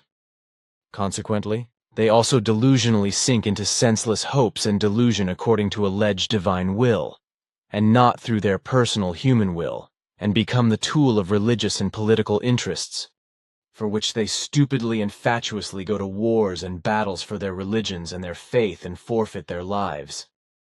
And finally, it is due to religions that prophets lose their human moral guiding function, and they are purposefully transformed into an otherworldly or heavenly existence to supposedly spread salvation and religious enthusiasm, deified to ultimately reach heaven.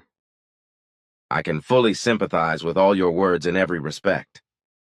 This also in regard to the clergy, who surpass themselves in lies and deceit, in hypocrisy, and, as you say, in depravity in regard to lies and deceit, and allow themselves all evil. And this surpasses everything that the human being has to deal with in his life, depending on whether he is more or less devout or not. You are, I notice, very much affected, dear friend. It is probably better if we end this subject.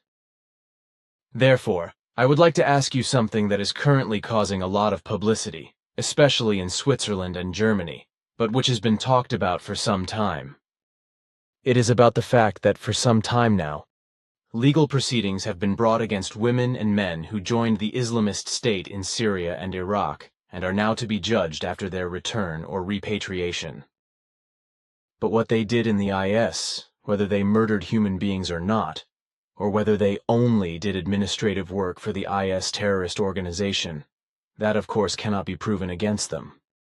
So the judicial consequence will be that the culprits will probably get off with conditional sentences because they cannot be proven by the courts back home to have murdered. Because killing in the IS is effectively nothing other than murder.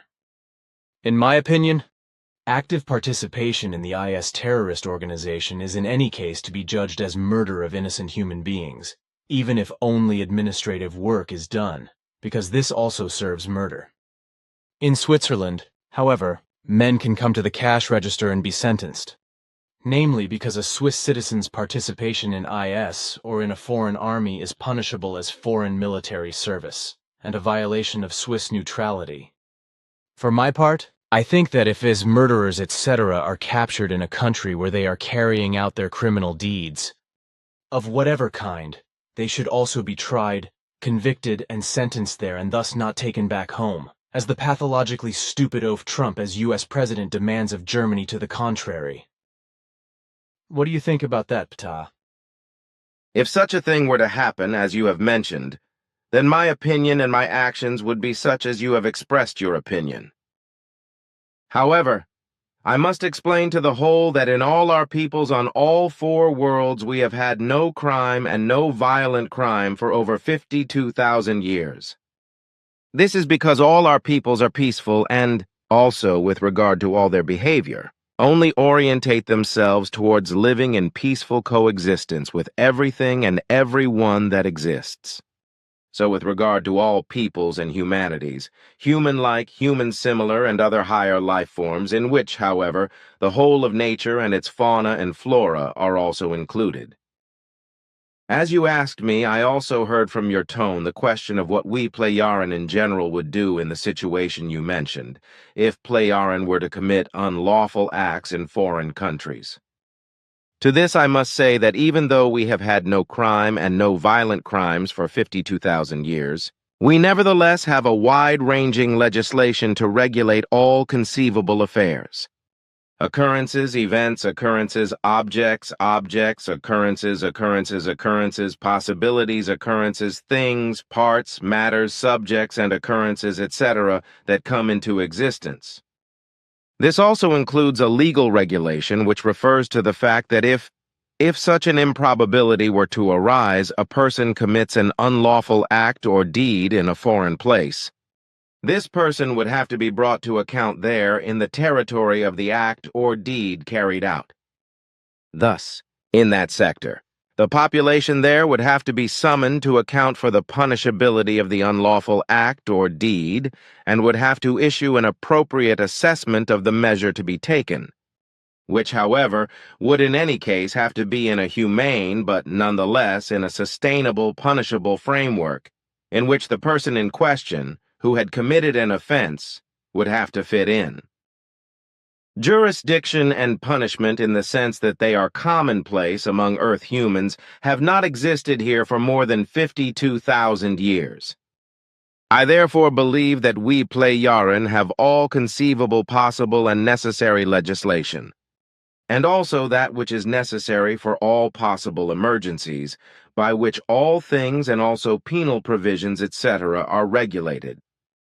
However, because we know neither crime nor violent crime or any degenerations in the coexistence of our humanity, we do not have any jurisdictions, as a result of which the populations of a place would be called to account and demand accountability if, improbably, any unlawful actions, deeds, and incidents, etc. were to occur.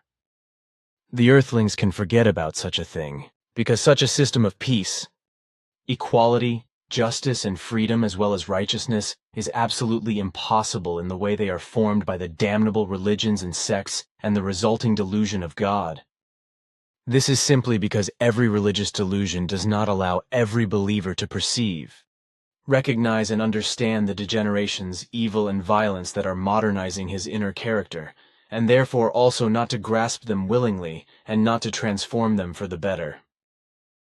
However, we have often talked about this, but the majority of humanity is not willing to think about what it really has to do in relation to itself for a transformation to the good.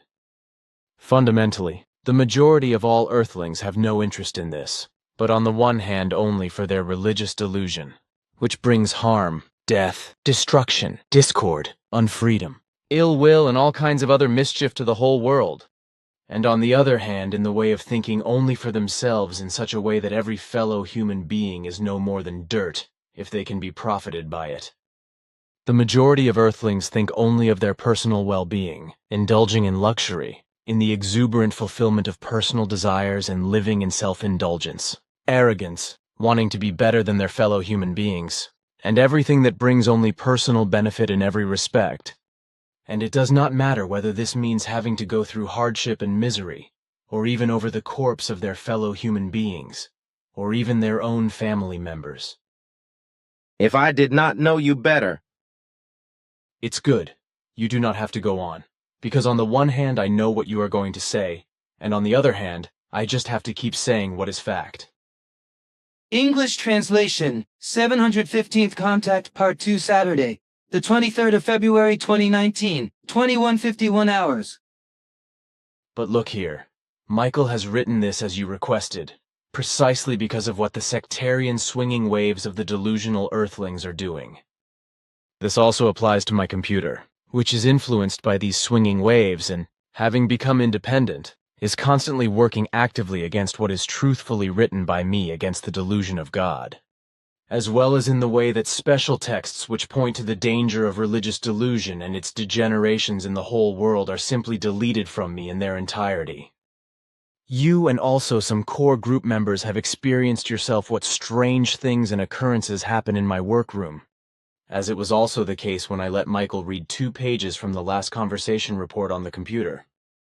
It was something that Zaphanat Paneak had explained, and that was not exactly friendly to religion and delusion, which is why it was made to disappear again, as has become customary since the independently activated sectarian swinging waves and their impulses keep maliciously deleting everything that is directed against the religious delusion of the earthlings, so that I have to write everything again or twice or even 3 times.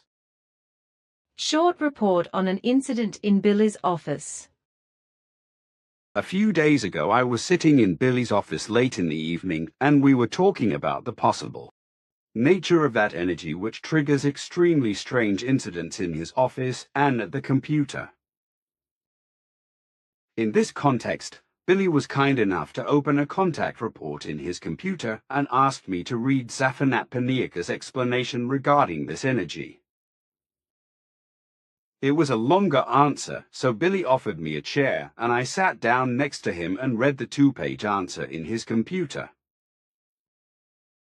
Billy highlighted the text in blue so I could read it better, as I had to read with his glasses because I did not have mine with me.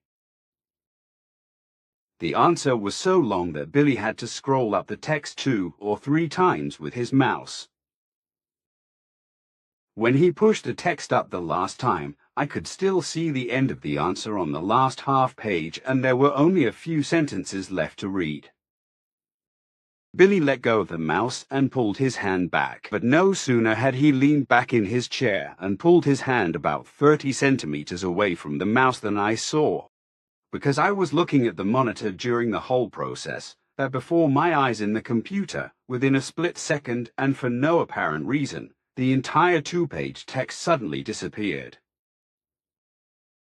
Dumbfounded, I looked at the monitor and waited a moment, expecting the text to reappear, but it did not. After a few seconds, I drew Billy's attention to the fact that he turned back to the computer and searched for the text, which had disappeared altogether and could no longer be found. Not only had the highlighted text completely disappeared, but the entire file was gone. Billy had only let go of the mouse, not pressed any key, and withdrawn his hand, nothing more. According to my observation and attention, Billy had done nothing that could explain a disappearance of the file. The computer had not crashed, but continued to run and was fully functional. So that I could read the end of Zaphanat Paneak's reply after all, Billy opened the remaining backup copy, which then, after I left the office, also disappeared without a trace. The 23rd of February, 2019, Michael V. Hinterschmadruti 1225, 8495 Schmadruti. the sonar are endeavoring with their research to counteract or neutralize these sectarian swinging waves. Their energies and impulses, which have become independent and are very actively directed against you. But unfortunately, this will take a lot of time. This, of course, is not helping you now, and unfortunately, the whole of these sectarian vibrational impulse attacks against you and your work in terms of malicious interference and causing damage will continue until the sonar can counter these sectarian energies. I realize that too. But even though it is unpleasant, I just carry on with my work and try not to get into trouble, because if that were to happen, it might achieve what I think is intended, which is that I would go mad. So, in any case, I think that this could be the purpose of the malicious exercise, but also that I would simply stop my work. But how this is also intended to declare me and the Figu all around in the world, and among the Figu members themselves as crazy, insane, untrustworthy, and insane. This is precisely because hardly any human being takes all the occurrences in my office and at the computer seriously and as fact, but simply considers them to be crazy fantasies, etc. The possibilities you mention will certainly all apply, because all the events and occurrences are so unbelievable that hardly any Earth human being will be able to comprehend them if he or she has not experienced and witnessed the phenomena, occurrences, and results. This is also what happened to me when you told me about all the steadily increasing number of strange incidents. Which is why I thought about whether you might have overburdened yourself with your tireless work and thus fallen prey to deceptions and illusions, because I was unable to understand your explanations.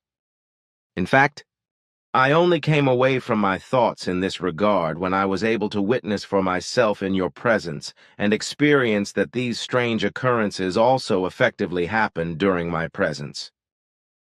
And that the cause of this is the religious sectarian energetic swinging waves which have been acting independently for a long time is now also proven by the research and findings of the sonar. But just as I was unable to comprehend your statements about the strange happenings in your workroom and on the computer, it is probably also what happened to all core group members when you told them about it. For some members, it also had to be first that they themselves experienced such occurrences in your workroom, and thus learned that your statements correspond to the effective reality and truth and not to any imaginations and illusions.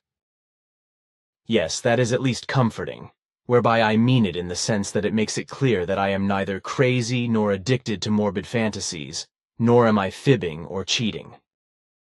In that way, I can understand how it is comforting to you. Then everything is clear. But now the question in relation to the style, to which I think, however, that this should not then be openly mentioned in the written report of the conversation. Or what do you think about that? I also think so, because it should not become public, but only be recognizable to the core group itself what it is about. That the core group decision on this was taken in 1981, that can be mentioned.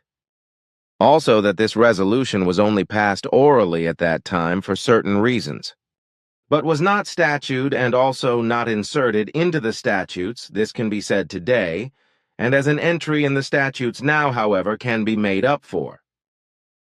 We can therefore discuss this matter again in our conversation today, and thus also the forms. Of course, but then who is to write this article of the statutes and bylaws? We already discussed this in 1982 and formulated the following, but it should not be included in the statutes, only in the bylaws. If I recall our conversation today and write it down, it will be soon enough if I then write this article down separately to bring it up only at the next core group General Assembly, or... There is no hurry. Good.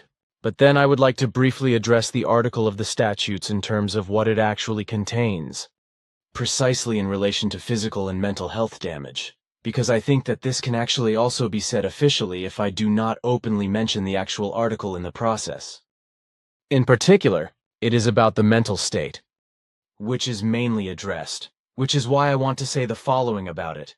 A mental disorder is a condition characterized by pathological changes in experience, and behavior. Such a severe mental disorder is associated with blatant deviations of perception, consequently also with wrong thoughts and the resulting wrong feelings, which leads to a catastrophically wrong self-perception, and to a completely wrong self-image and to absolutely wrong self-judgment. Psychological disorders are typically associated with a clear sense of personal suffering, and also with stresses and problems that occur in various areas of life. One component of such disorders is often a strongly reduced self-regulation competence, as a result of which those affected can only influence their illness with difficulty or not at all, even through increased efforts, self-discipline, or willpower. This is because the psychological symptoms are based on serious problems that make it impossible to cope with everyday life. As a result, healthy and valuable behavioral patterns are absent, and disturbances and difficulties are caused, whereby social and interpersonal relationships are impaired to the point of stagnation. Mental disorders are illnesses that have extremely varied manifestations, which are very widespread among Earthlings, as I am aware. But if I now omit the actual article of the statutes, and only mention the appendix you mentioned from Art. 11:15 from 1, then that should surely be okay, right? There is nothing wrong with that if you really only mention the appendix, which is indeed important. That's what I said. Consequently, I will now therefore retrieve and insert what you have explained at this point, but leave out the actual Article 11:15(1). Statutes Art. 11:15(a). If there is a mental illness, such illness shall be deemed to be the same as a physical illness or physical injury resulting from an accident. B. In any case, a diagnosis of a physical or mental illness, its symptoms and the resulting behavior may only be made by medical professionals and not by FIGU members who are not knowledgeable. It is impossible for lay people to diagnose a mental illness in particular. Moreover, such a diagnosis requires long conversations between the patient and expert doctors or a psychologist, the latter having to be highly qualified. C. It should be noted that if a FIGU member has a mental illness, this must under no circumstances be met with prejudice, as unfortunately happens very often with Earth humans as a result of ignorance and lack of understanding, which makes a person with a mental illness the victim of prejudice, stigmatization, and discrimination. Basically, it must therefore be shown that mental illnesses must be considered in the same way as physical illnesses, accidents, and suffering. 1. Mental illnesses are the following, but not fully listed, manifestations. A. Anxiety disorders equals sign. Anxiety is associated with mental disorders, characteristic or excessive, exaggerated fear reactions, but in the absence of a real external threat. Spontaneous and free-floating, grossly diffuse, unspecific fears that have no situation or object as a trigger, etc. B. Phobias equals sign. These are directed towards concrete things and are bound to certain triggering objects, situations or premises, such as buildings, objects, areas, human beings, lack of space, animals or other living beings, etc. etc. C.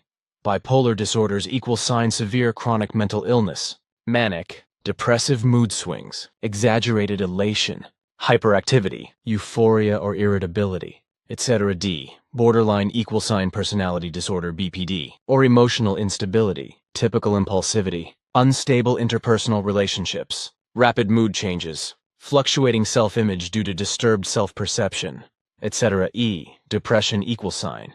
Depressive disorders occur over a longer period of time as a severe mental illness. Dejection, lack of interest, exhaustion, listlessness, melancholy, imaginary complaints, reduced appetite and loss of weight, loss of sexual interest, headaches, dizziness, back pain, breathing difficulties, heart problems, gastrointestinal or stomach and intestinal problems, etc. F. Eating disorders equals sign. Eating excessive, insufficient or the wrong food, binge eating disorder, bulimia as addictive bouts of ravenous hunger followed by deliberate vomiting, etc. G. Anorexia equals sign. Anorexia nervosa, eating disorder caused by mental illness and depression, leads to morbid emaciation, highest mortality rate ever, etc. H. Schizophrenia equals sign. Changes in everyday mood disorders, nervousness, restlessness, irritability, lack of concentration, sleep disorders, depressed mood, brooding, neglect of personal appearance, severe psychosis or severe mental disorder, thought disorders, emotional disorders, delusions, hallucinations, split consciousness, living in reality as well as in an imaginary world, etc. I. Addictive disorders equals sign. Pathological substance-related dependence, addictive substance disease, pathological strong urge for addictive substances, psychological addictive disease, etc. J. Factitious syndrome equals sign. Artificial disorder, mental disorder, severe proxy syndrome, luminary killer syndrome, faking physical illness, deliberately causing physical illness, compulsive physical self-harm, inventing fantastic stories of illness, constantly changing doctors, etc. So that would be that, which then brings me to the question of which of my 2 new books should we print now. We are not clear about that yet, because we want to make a decision by looking into the future, which I can tell you when I next visit you, as I will then also tell you the report of the conversation by my father Svath concerning the primordial human earthly life forms. Good. Then my question regarding the Phantom Airship Wave 1896 to 1897, after which I asked you to clarify what it was about. There is not much to say about this, but only a little. Namely, that these were demonstrative maneuvers of Earth foreigners who have been working on Earth since time, immemorial, and whose present descendants are also still here today and can be observed again and again all over the world. But our ancestors had nothing to do with these Earth foreigners, just as we Playaran also have nothing binding to do with them today and maintain no contact with them. Just as our ancestors did not make themselves known to them, we act in the same way and also shield ourselves completely from their entire systems of surveillance technology. For our part, with the help of the sonar, we have recently fathomed their technology and many of the possibilities, etc., that arise from it, and have come to the realization that these Earth-foreign entities are in fact still the same in their mentality and in their ways of acting and behaving, etc., as they were recognized by our early ancestors as dangerous to us Playaran. Dangerous precisely in the sense that this danger also exists for us through Earth humans, that we would lapse into the old forms, such as were still peculiar to our ancestors more than 52,000 years ago. Our years are approximately identical with earthly years, with regard to extremely evil degenerations in mentality, action, and behavior. Even after 52,000 years, we are still in danger of relapsing into the old degenerate forms, as a result of which we can fall from the good and positive to the evil and negative in every respect. And in this connection, it must be explained that this backsliding is given in the human life form, as you yourself know and also teach, as long as it still possesses a physical or material body. And if...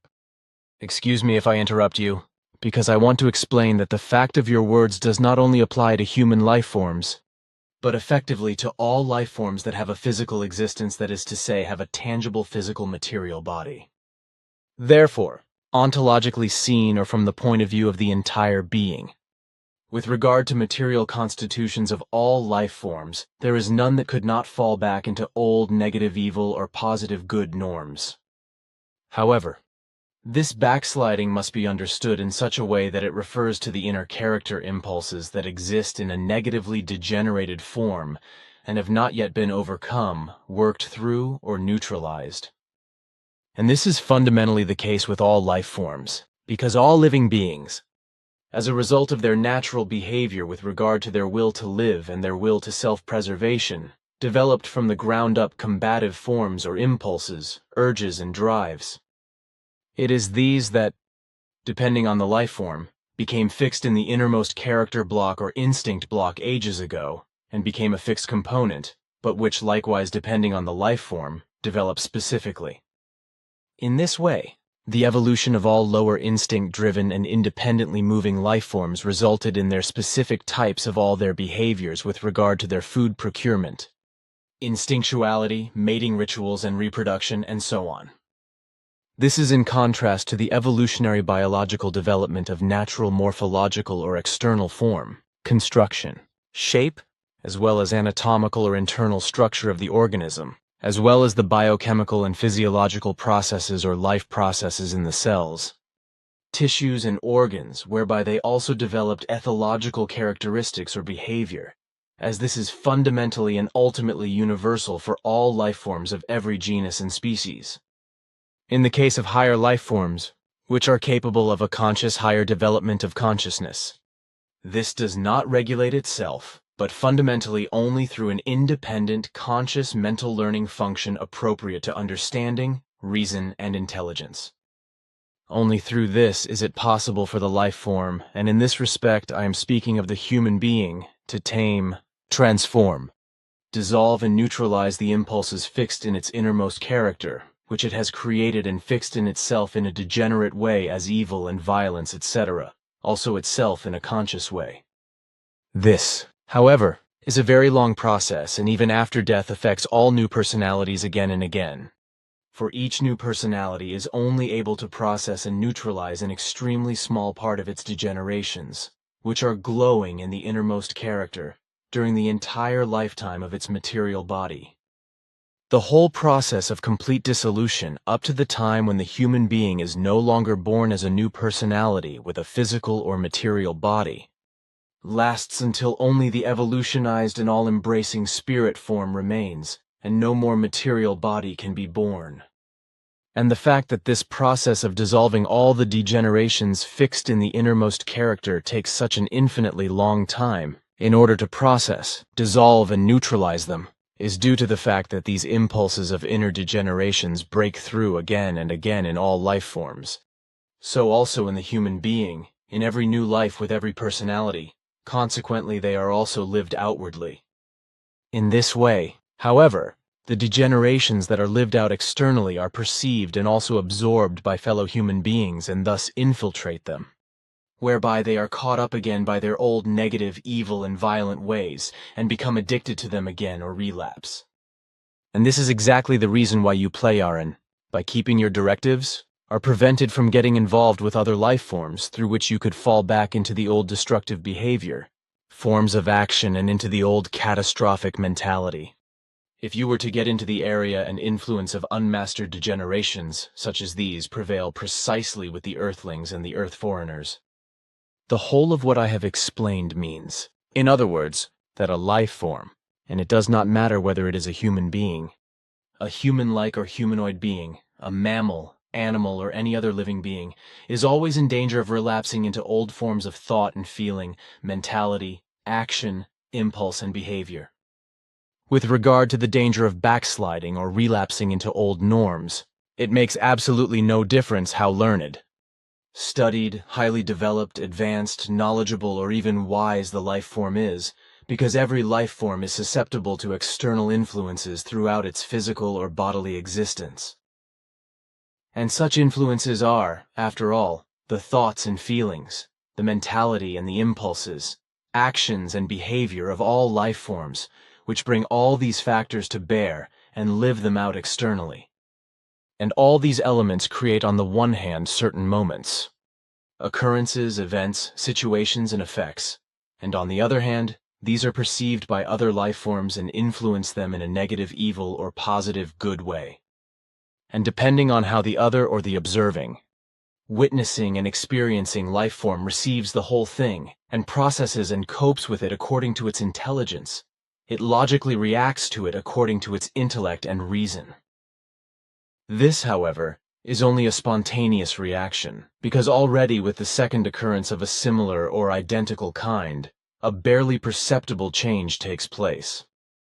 This then proves to be more and more changing with the further repetition of the corresponding factor, namely in such a way that the perceived thing, a speech, a factor, a mentality, an action, deeds and behavior, etc., unconsciously creates impulses in the observer, which at first only very slowly and unnoticed become more and more similar to what is observed, witnessed, and experienced.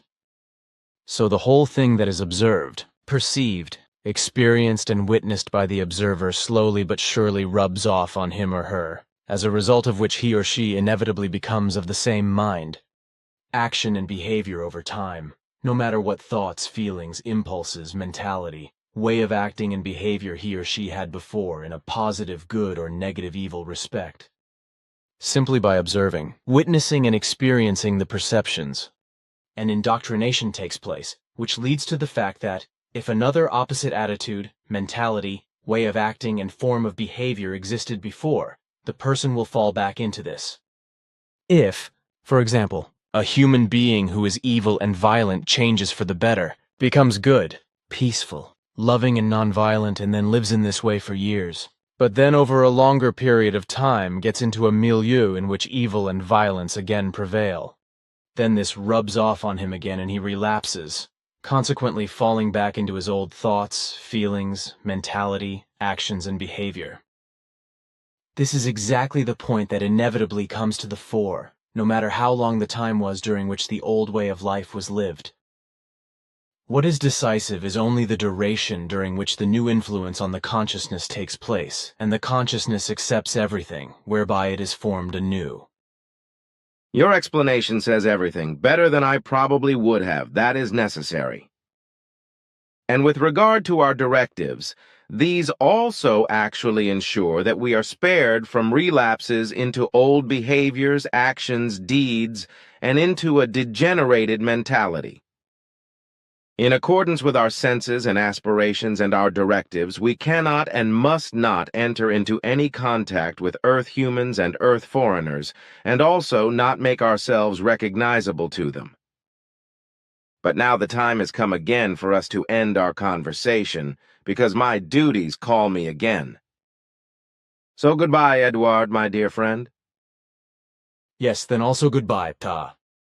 Then, when I call up our conversation today, I will also attach the Wikipedia article that Michael V. showed me on the internet, in which you have photographed and read and also clarified the matter, as you just said. Goodbye and many thanks. Phantom Airship Wave 1896 to 1897. Phantom Airship, 1896. The Phantom Airship, Wave, 1896, 1897 English. Mystery Airship or Phantom Airship Wave was a series of sightings of an unidentified flying object that, according to contemporary newspaper reports, was seen by tens of thousands of human beings in at least 19 states of the United States between November 1896 and May 1897. Various natural as well as supernatural causes were cited for the observations, without any of these explanations being able to explain the totality of the sightings. Based on the descriptions handed down, however, the observations of real contemporary airships as well as extraterrestrial flying objects have been largely ruled out. For the human scientific analysis of possible causes, the phenomenon has been investigated in the last decades under mass psychological, sociological, and cultural historical questions. In the current reception, cultural scientific explanations are in the foreground. Phantom Airship 1896.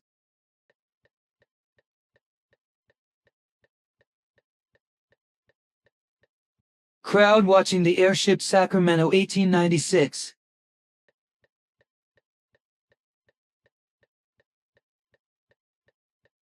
First wave of sightings in 1896.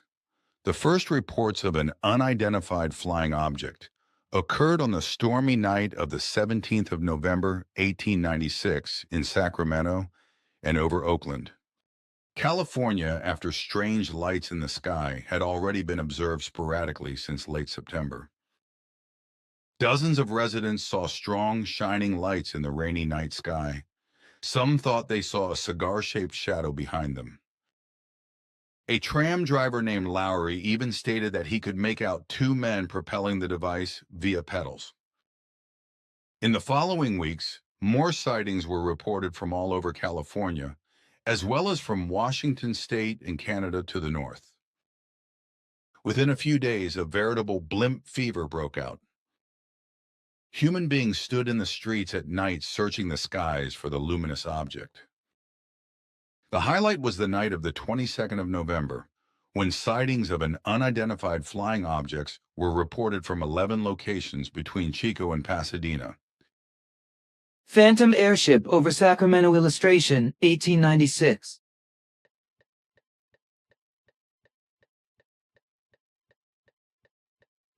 The observations were reported controversially. The local newspapers, the Sacramento Bee and San Francisco Call, heated up the mood, while other newspapers, some of them well-known, treated the event disparagingly and with sarcastic undertones. But as the number of sightings increased, so did the number of critical voices. The San Francisco Chronicle quoted the well-known astronomer George Davidson, 1825 of 1911, who declared that in his opinion it was a combination of fraud and imagination. And the Portland newspaper Evening Telegram noted skeptically, "No one here will believe in the existence of this amazing airship until he or she sees it in full operation, of course." In December 1896, sighting reports diminished, and by Christmas, they ended altogether. Second wave of sightings in 1897. From February 1897 onwards, there was a rapid increase in the number of new sightings, mainly in the American Midwest and some southern states, which significantly exceeded the 1896 observations in terms of volume and reached their peak on the 17th of April with 14 sightings in one day.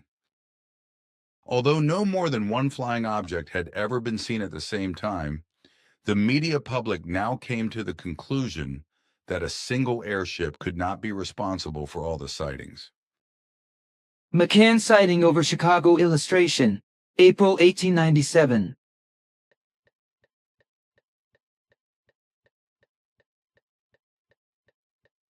In April 1897, the unknown airship was sighted several times over Chicago. On the 12th of April, the Chicago Times-Herald reported that news agent Walter McCann had taken 2 photographs of the Phantom airship flying over the city at an altitude of about 200 meters in the presence of witnesses in the city's Rogers Park on the morning of the previous day. Since most newspapers could not yet print photos due to the state of printing technology at the time, only a drawing of the flying objects appeared. The original photographs by McCann are considered lost. The newspapers also published numerous reports on landings and crashes of the object, as well as on contacts with the crew. In March 1897, a farmer near Sioux City, Iowa, described being caught and dragged by an anchor hanging from the unidentified flying objects. And in April 1897, the first abduction by the mysterious airships allegedly occurred. In Kansas, a 2-year-old cow was stolen from farmer Alexander Hamilton in Woodson County. In April, the airship hysteria reached its peak with several hundred sightings. Thousands of human beings searched the skies every evening in warm spring weather. After that, sightings declined abruptly and finally ended in the summer of 1897. 1909, 1913.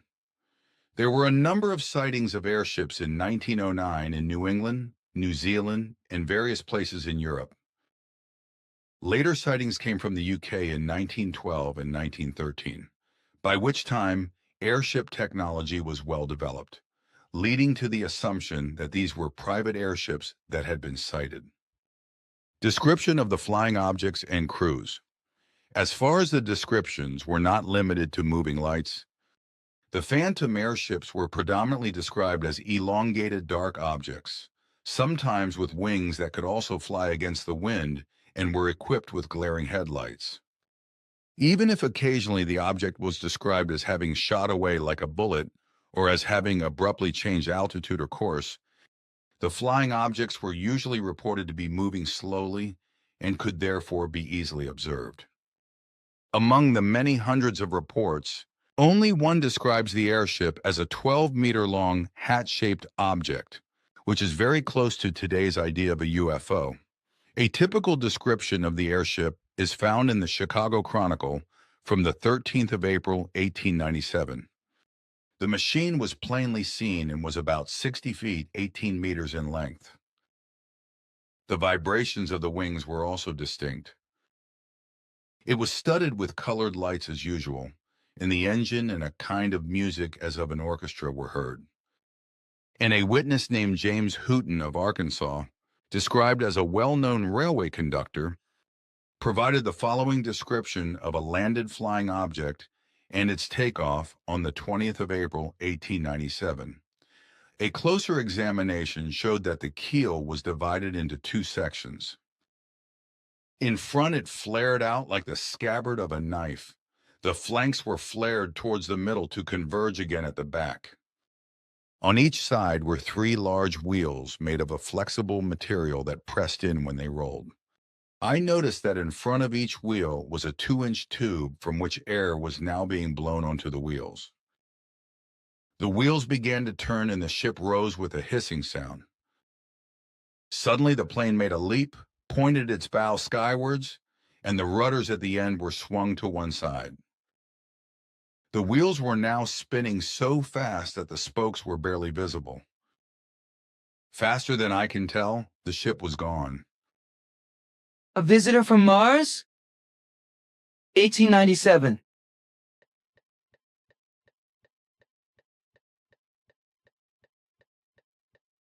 Reports also appeared of several landings involving contact with crew members of the Phantom airships. These were almost invariably described as ordinary human beings. Sometimes it was a woman, sometimes a medium-sized man with tinted glasses, a man with a long dark beard, or a small man with a light blue sailor suit. When spoken to, they always answered in English. The few surviving accounts of giants, alien, or non-human flight occupants are, in Senap's opinion, false statements. Social framework conditions. The 1890s were a time of great social upheaval, tension, and problems for the United States. With the end of the Indian Wars, the opening up of the West had come to an end in 1890, and the continent was settled. The meaningful frontier experience of the Americans was now directed outwards from the interior of their own country, especially against the colonial power Spain, and according to the cultural historian Gregory M. Fitzer, upwards into the sky. The airships appeared in the middle of a crisis caused by Spain and Cuba, where insurgents were fighting for independence. The majority of the U.S. population sympathized with the rebels, and in 1898, the U.S. finally intervened in the Spanish-American War. The mysterious airships were associated several times with the Cubans' War of Liberation. In January 1897, for example, former California Attorney General William H. Hart, 1848 to 1903, declared that the alleged inventor of the airship was on his way to Cuba to support the insurgents in their fight. As with the UFO wave of the 1940s and 1950s, the American population was simultaneously confronted with economic and political developments that triggered existential fears in large sections of the population. Between 1893 and 1897, the country went through the third economic depression since the end of the War of Secession in 1865. Industrialization since the end of the Civil War had led to the formation of large economic trusts that influenced politics and triggered violent reactions among the population, which was suffering from high unemployment due to their price policies aimed at maximizing profits. Parallel to this, the first large trade unions emerged, and there were sometimes violent economic political disputes. Pullman Strike, 1894. The presidential election in November 1896, with the extremely narrow victory of William McKinley against the little man's candidate, William Jennings Bryan, intensified these tensions. Human beings lived in an age of leaps and bounds in scientific and technological development, which attracted positive public interest. Everything seemed possible. The public had also been sensitized to the current development of aviation, since Senator Henry Cabot Lodge had introduced a bill that provided for a prize of USD 100,000 for the development of a dirigible airship by 1901. The majority of Americans were firmly convinced that it was only a matter of time before the problem of air travel would also be solved. Sources. The only sources available for the phantom airship phenomenon are largely contemporary newspaper reports. The truth content is mostly very questionable.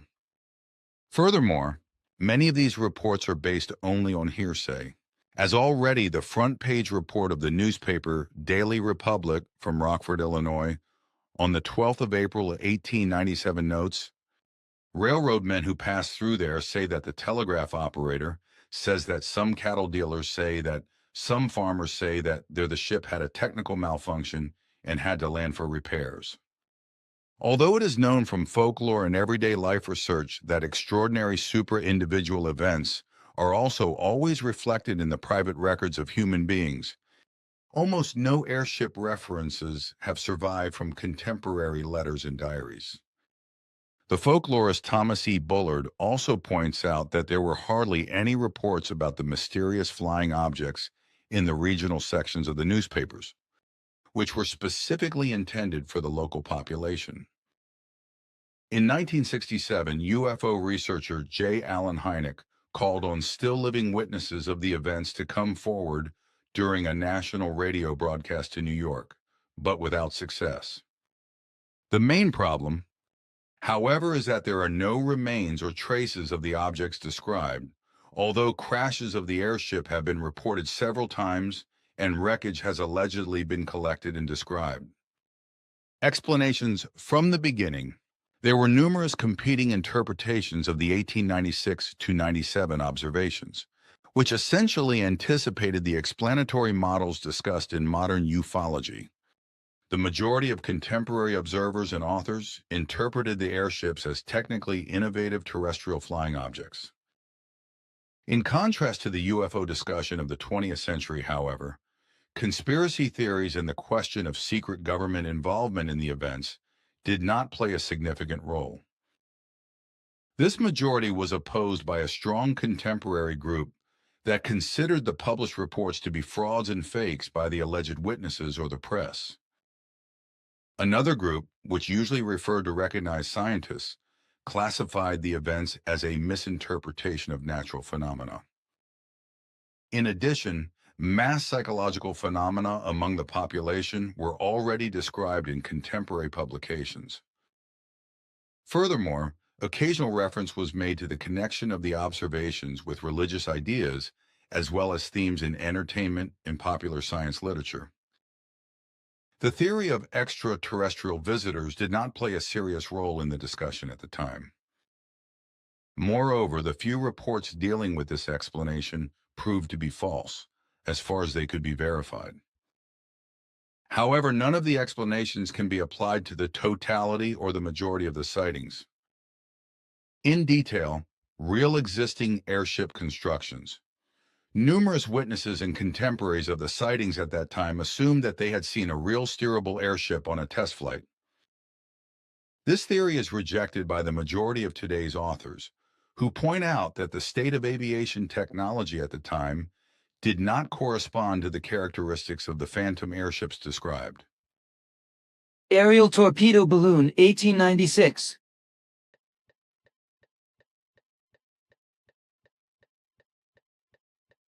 It is true that work was being done worldwide on the development of steerable flying objects, and there were also initial positive results.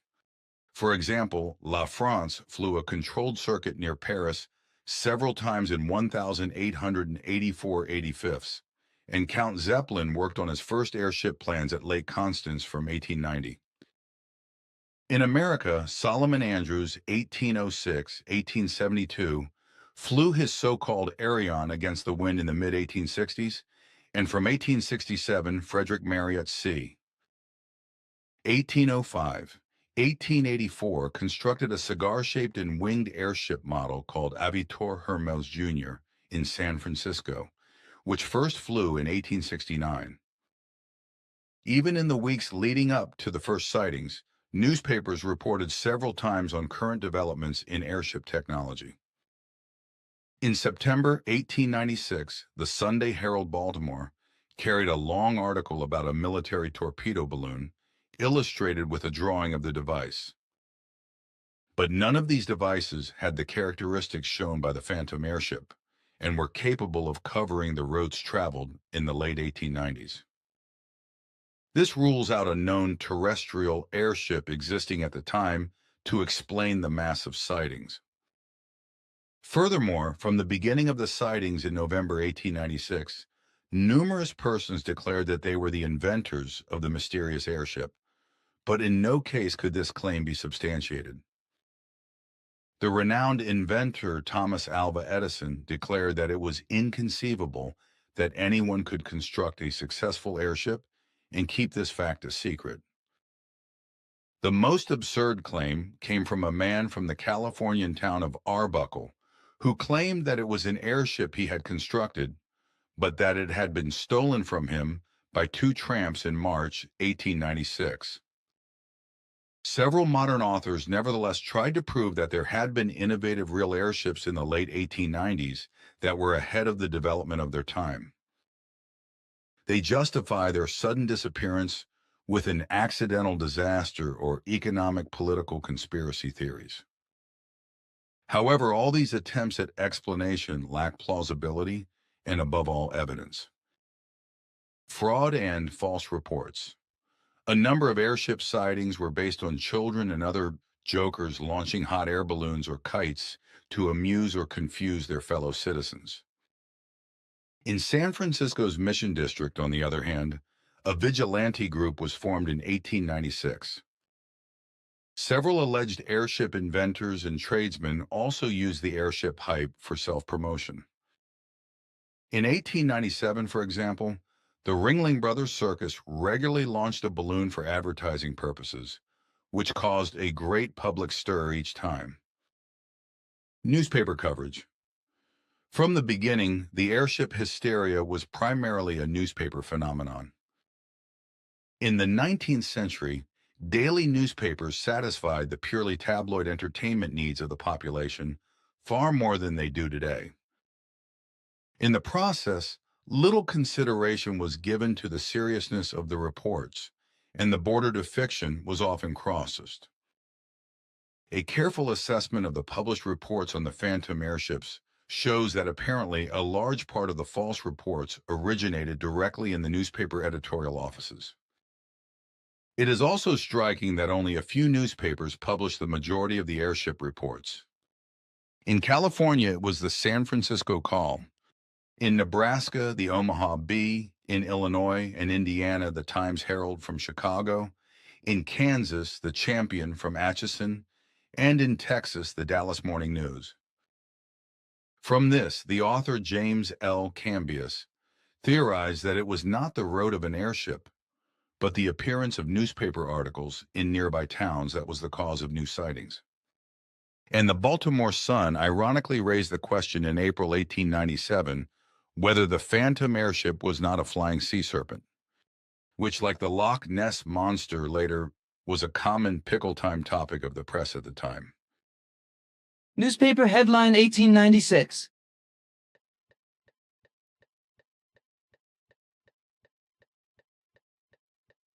Journalists who invented airship reports had a prominent role model. For as early as 1844, Edgar Allan Poe had published a false report in the New York Sun about a transatlantic crossing by balloon. There were numerous reports that were recognizable as nonsense at first glance. One newspaper reported that a man shouted from the airship, "Wyver 8 rough e Burks bus," which read backwards was merely the advertising slogan, "Subscribe to the Review." Another report said that through a window in the airship, a bound woman could be seen being threatened by a man with a revolver. In addition, alleged letters from the airship crew appeared in various places, one of which was addressed to Thomas Edison. For Edison, however, the whole thing was nothing but a hoax. Several newspaper reports that have been debunked as fabrications are still reported in ufological literature today, including some of the following examples. Lodi, the 25th of November, 1896. On the 27th of November, 1896, the Stockton Evening Mail published under the title 3. Strange Visitors, the report of a Colonel H.G. Shaw who claims to have encountered 3 non-human beings from an airship near the village of about 50 kilometers from Sacramento, who he believes were Martians. Alleged witness H.G. Shaw drawing 1895.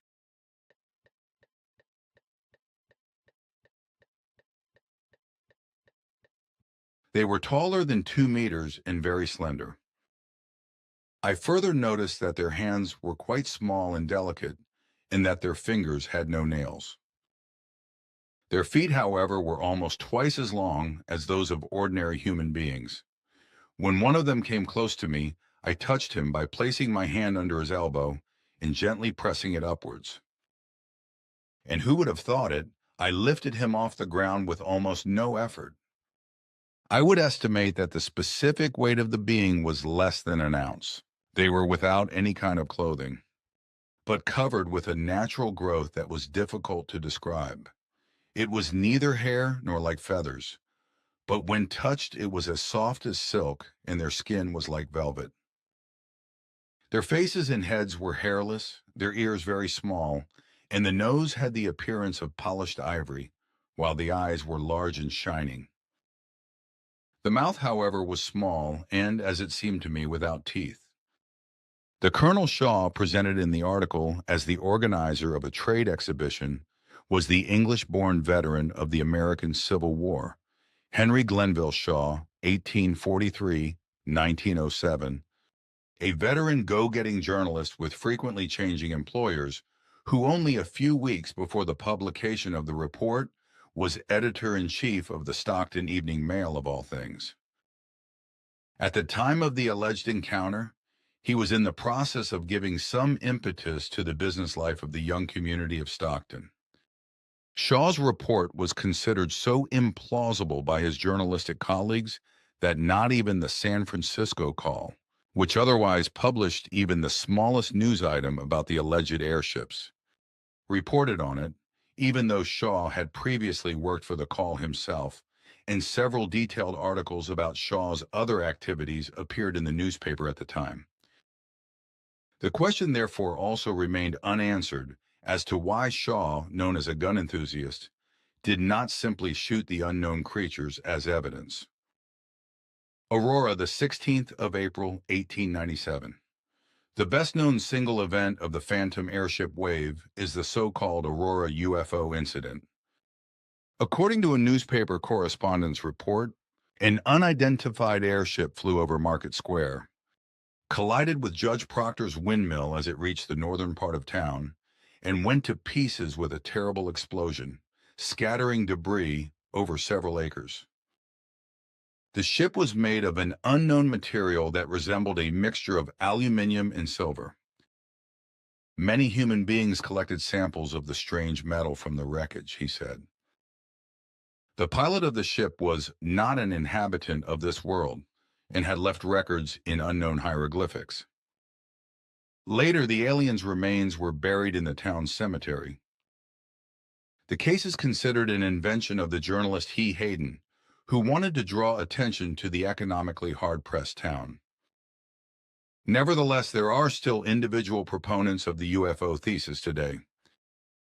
But also more recent investigations by ufologists have not been able to provide any viable evidence of a real accident. Waterloo, the 16th of April, 1897. On the night of the 16th of April, an airship allegedly had to make an emergency landing in the small town of Waterloo, Iowa. The armed airshipman told the police that he was Professor Jurgensen from San Francisco and was currently on a world tour with his machine. His partner, Professor Stormont, had fallen out of the balloon shortly before landing. He offered a reward of $500 USD for the discovery of his remains. The device consisted of two bulging buoyancy bodies, a canvas-covered cockpit, a large lantern, and a propeller mounted at the rear. The steam engine used for propulsion was reportedly undergoing repairs. Countless visitors flocked to the city to see the flying object, which had to be protected by the police. Nevertheless, the device caught fire the next night and was destroyed. Waterloo Airship Imitation, 1897.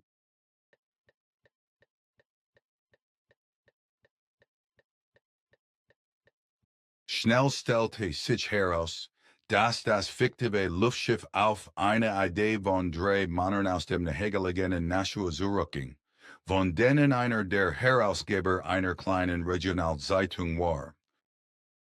Beteiligt waren in dem Fache auch ein Reporter und einer der Polizisten aus Aurora. Ein zeitgenössisches Fotobild Das beschriebene Gasgefühlte Gerät aufgrund seiner Größe und Konstruktion physikalisch kaum in der Lage gewesen war, sein Eigengewicht in die Luft zu heben, geschweige denn mehrere Passagiere. Further cases, April 1897. On the 14th of April, 1897, the Courier Herald in Saginaw, Michigan, reported the landing of an airship from which an almost 3-meter tall, almost naked giant had risen. As numerous human beings from the nearby towns of Morley and Howard City converged, the giant severely injured one human being. Hundreds of human beings watched the takeoff afterwards. It is not known whether the giant was keen to repeat the action or whether a provincial editor was having a joke. But an almost identical article appeared a few days later in the Lansing State Republican. Only this time, the incident took place in the village of Williamston. In mid-April, the Chicago Record reported the crash of a phantom airship in Champaign County, Illinois. The surviving crew members had fled, killing a young farmer. 3 mutilated bodies, which looked like Japanese, remained in the wreckage. The local Champaign Daily Gazette checked the story, but found no evidence of correctness. A particularly fanciful story was published by the Dallas Morning News in April 1897, according to which the crew of an airship that landed in Ellis County, Texas, claimed that they came from the North Pole, were part of a fleet of 20 airships that traveled the Americas and Europe, and had learned English in 1553 from Hugh Willoughby's North Pole expedition. The report proved to be a publicity stunt for the Tennessee Centennial Exposition in Nashville, where the ships would supposedly appear. In late April 1897, reports appeared in numerous Texas newspapers about the landing of a secret airship prototype in Uvalde, where one of the inventors named Wilson was said to have inquired of the local sheriff, Henry Baylor, about a fellow sheriff named Akers, who was by then working elsewhere. Promptly, a statement by Akers appeared shortly afterwards, confirming his acquaintance with Wilson. And just as promptly, a denial from Sheriff Baylor followed, in which he called the story a Munchausen's tale. Furthermore, Baylor absurdly stated that the editor responsible for the hoax had been shot on orders. All 3 allegations were fictitious. Perceptual illusions. One explanatory model for extraordinary or paranormal experiences and sightings defines them as the result of misinterpreted cognitive processes. That is to say, as psychological illusions similar to optical illusions, whereby perceptions can be induced or real experiences distorted. In particular, misinterpreted natural phenomena come into question.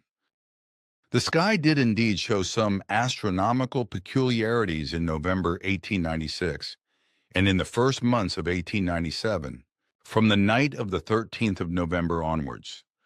As every year, a fast-flying meteor stream, the so-called Leonids, appeared with green and blue coloring, peaking at the same time as the first airship sightings. Even then, the New York Times suspected that some of the reported observations were actually meteors.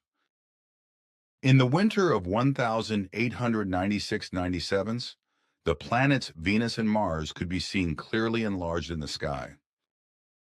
From February 1897, Venus was also visible at midday, reaching its maximum size on the 23rd of March, 1897, exactly at the beginning of the second wave of sightings. Already in publications of that time, it was pointed out that some of the eyewitnesses could in reality confuse the planets with an airship of the Leonid meteor shower of 1833, especially since in the dark night sky, drifting clouds can give the impression of a moving luminous object. And indeed, such confusions are described in contemporary newspaper articles. Furthermore, contemporary astronomers refer to the Betelgeuse, Leonid meteor shower of 1833.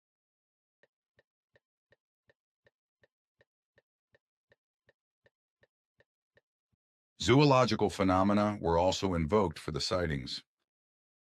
The science fiction author James Cambias, for example, speculated that the perceived flapping sounds were caused by migratory birds. One possible cause for these perceptual disturbances was suspected to be excessive alcohol consumption during the entire period of the sightings. The San Francisco Chronicle of the 20th of November, 1896 criticized the fact that the witnesses, whom the paper called illuminated staggers, were mainly bartenders and tavern patrons. Subsequently, many newspapers explicitly emphasized in their reports that their witnesses would not consume hard alcoholic drinks. Mass psychological processes. Another explanatory model for sightings by large numbers of human beings is mass psychological processes such as mass hysteria and mass suggestion. In particular, during the Airship Wave of 1897, thousands of human beings in several American states purposefully scanned the horizon evening after evening to detect signs of an airship. The whole thing became, according to newspaper reports, a kind of general pastime, sometimes in the form of parties. Eventually, according to sociologist Robert Bartholomew, they saw or thought they saw exactly what they expected to see. It happened in Texas, for example, that the inhabitants of a small town on the railway line to Dallas mistook a passing special train for the airship. On one occasion, the airship turned out to be a sheet of wrapping paper whirled up by the wind. According to newspaper reports, even Indians on the Pima Reservation in Arizona began building a giant airship model after a day-long powwow. Bartholomew retrospectively defines the phantom airship craze as social self-deception and points to the scientifically proven unreliability of eyewitness accounts. For him, the numerous reports are merely a symbolic projection of the prevailing technological mania and the seemingly boundless faith in science. The mass hysteria theory was criticized for not offering a sufficient explanation for the rapid spread of sightings in November 1896. Furthermore, it could also not offer a conclusive explanation for the regional wandering of the alleged observations. Classification in cultural studies. According to a theory that is also accepted by some ufologists, the reports are to be classified in the context of cultural historical processes and understood as collective narration. According to this theory, the descriptions are based on cultural adoptions. That is to say, the experiences are based on mythological and religious ideas, fairy tales, stories, and books.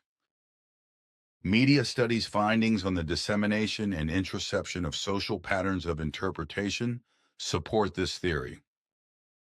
In narrative research, a subfield of folklore studies, the Airship Wave of 1,896/97 is compared with classical sagas and used as an example of a so-called modern legend. Phantom airship over Sacramento illustration 1896.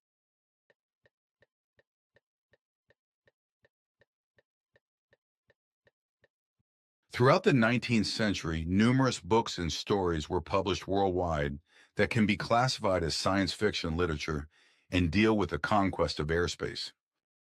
Among the most popular books is the novel Rober the Conqueror by Jules Verne, first published in 1886, which was also followed by numerous imitators in America, such as the author Robert Duncan Milne, who mainly published in newspapers like the San Francisco Call.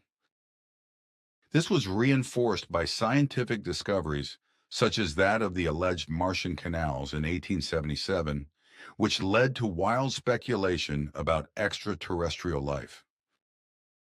From the 1880s onwards, encounters with extraterrestrials also increasingly appeared in the fictional literary genre.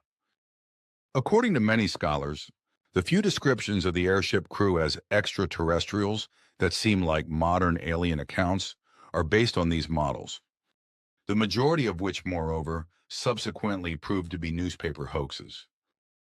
In the evaluation of the phantom airship observations, 3 newspaper publications are particularly conspicuous, in which a takeover cannot be ruled out due to the close content and temporal connection with the sightings.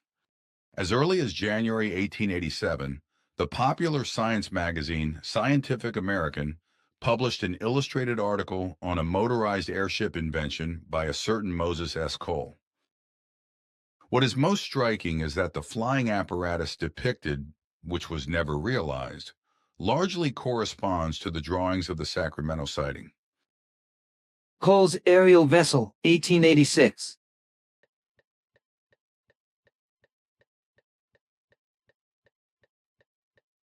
The San Francisco Call published an illustrated article in early September 1896 about a cylindrical flying object with flapping wings hanging from a balloon and a wagon-like cabin attached underneath. These features also appear repeatedly in the descriptions and drawings of the Phantom airship. On the 17th and the 18th of November 1896, numerous newspapers published news of an airship inventor who announced his intention to fly across the American continent in just 2 days. Only a few hours after the first announcement appeared in the newspaper Sacramento Bee, the first sightings occurred. The interpretation of the unknown flying objects also took on religious overtones. At the height of the second wave of sightings, newspapers spoke of the airships as signs from heaven. There were voices claiming that they heralded the return of Christ or the end of the world. One priest declared that the object was the flying biblical tabernacle. And a self-proclaimed prophet in Kearney proclaimed that the heavenly visitors would one day descend from the clouds and destroy the city like Sodom and Gomorrah. Another theory, albeit unsubstantiated, is that railway and telegraph workers were responsible for the dissemination of some of the airship messages, passing the time over the communications network at their disposal in the manner of modern internet junkies, inventing a modern myth in the process. Ufological interpretations. Most ufologists also believe that the phantom airships of the 1890s were not the vehicles of extraterrestrials, but a product of media reporting. The representative of the extraterrestrial theory, on the other hand, is George Hunt Williamson, 1926 to 1986, one of the so-called UFO contactors of the 1950s. For him, the phantom airship wave is part of a great cosmic program of visitors from outer space to spread a universal truth. And authors Jerome Clark and Lauren Coleman sought to prove that behind the airships was a secret society of inventors who drew their technical knowledge from non-human beings. An increasingly growing group of ufologists advocates the thesis of cultural takeovers. According to UFO researcher Jacques Vallée, the sightings thus close the gap between the apparitions of antiquity and modern stories about flying saucers. Against the interpretation of the mysterious airships as extraterrestrial UFOs in today's sense, speak the consistent descriptions of wings, propellers, rudders, anchors, and bolt riveting, which would be of little use for a spaceship. Rejoinders from the ufological side that UFOs would adapt to the respective social ideas of the observers remain speculative. Statistical evaluation of sightings. The focus of sighting reports began in California in 1896, moved to the Midwest in 1897, especially Indiana, Illinois and Michigan, then turned south to the states of Kansas, Missouri, and Oklahoma, and ended in Louisiana and Texas. The extent of the sightings in 1,896/97 can only be recorded on the basis of contemporary journalistic reporting, which is said to comprise about 1,500 articles. There are lists in the literature and in ufological compilations that list several hundred sightings. However, these are not consistently supported by sources. Furthermore, multiple observations of the same object are listed as single sightings in them, even if the reports are related in time and come from locations close to each other. Furthermore, some of the sightings turned out to be fakes. As early as the 1970s, Robert G. Neely investigated the airship wave in Illinois and analyzed 207 newspaper reports. Of these, 184 merely described lights in the sky, although in 10 cases, these were already identified as celestial bodies in the article. In 25 cases, the reports were lies. Based on the contemporary sources, an approximate value of about 700 sighting reports results. If the unadjusted reports from the two largest newspaper databases are grouped on a timeline, the two waves of sightings from November 1896 and the end of March 1897 can be clearly identified. A subdivision of the reports into sightings of 1, lights in the sky where no solid body was seen, and 2, described aircraft shows that about 42% of the reports describe only vague optical anomalies. See table.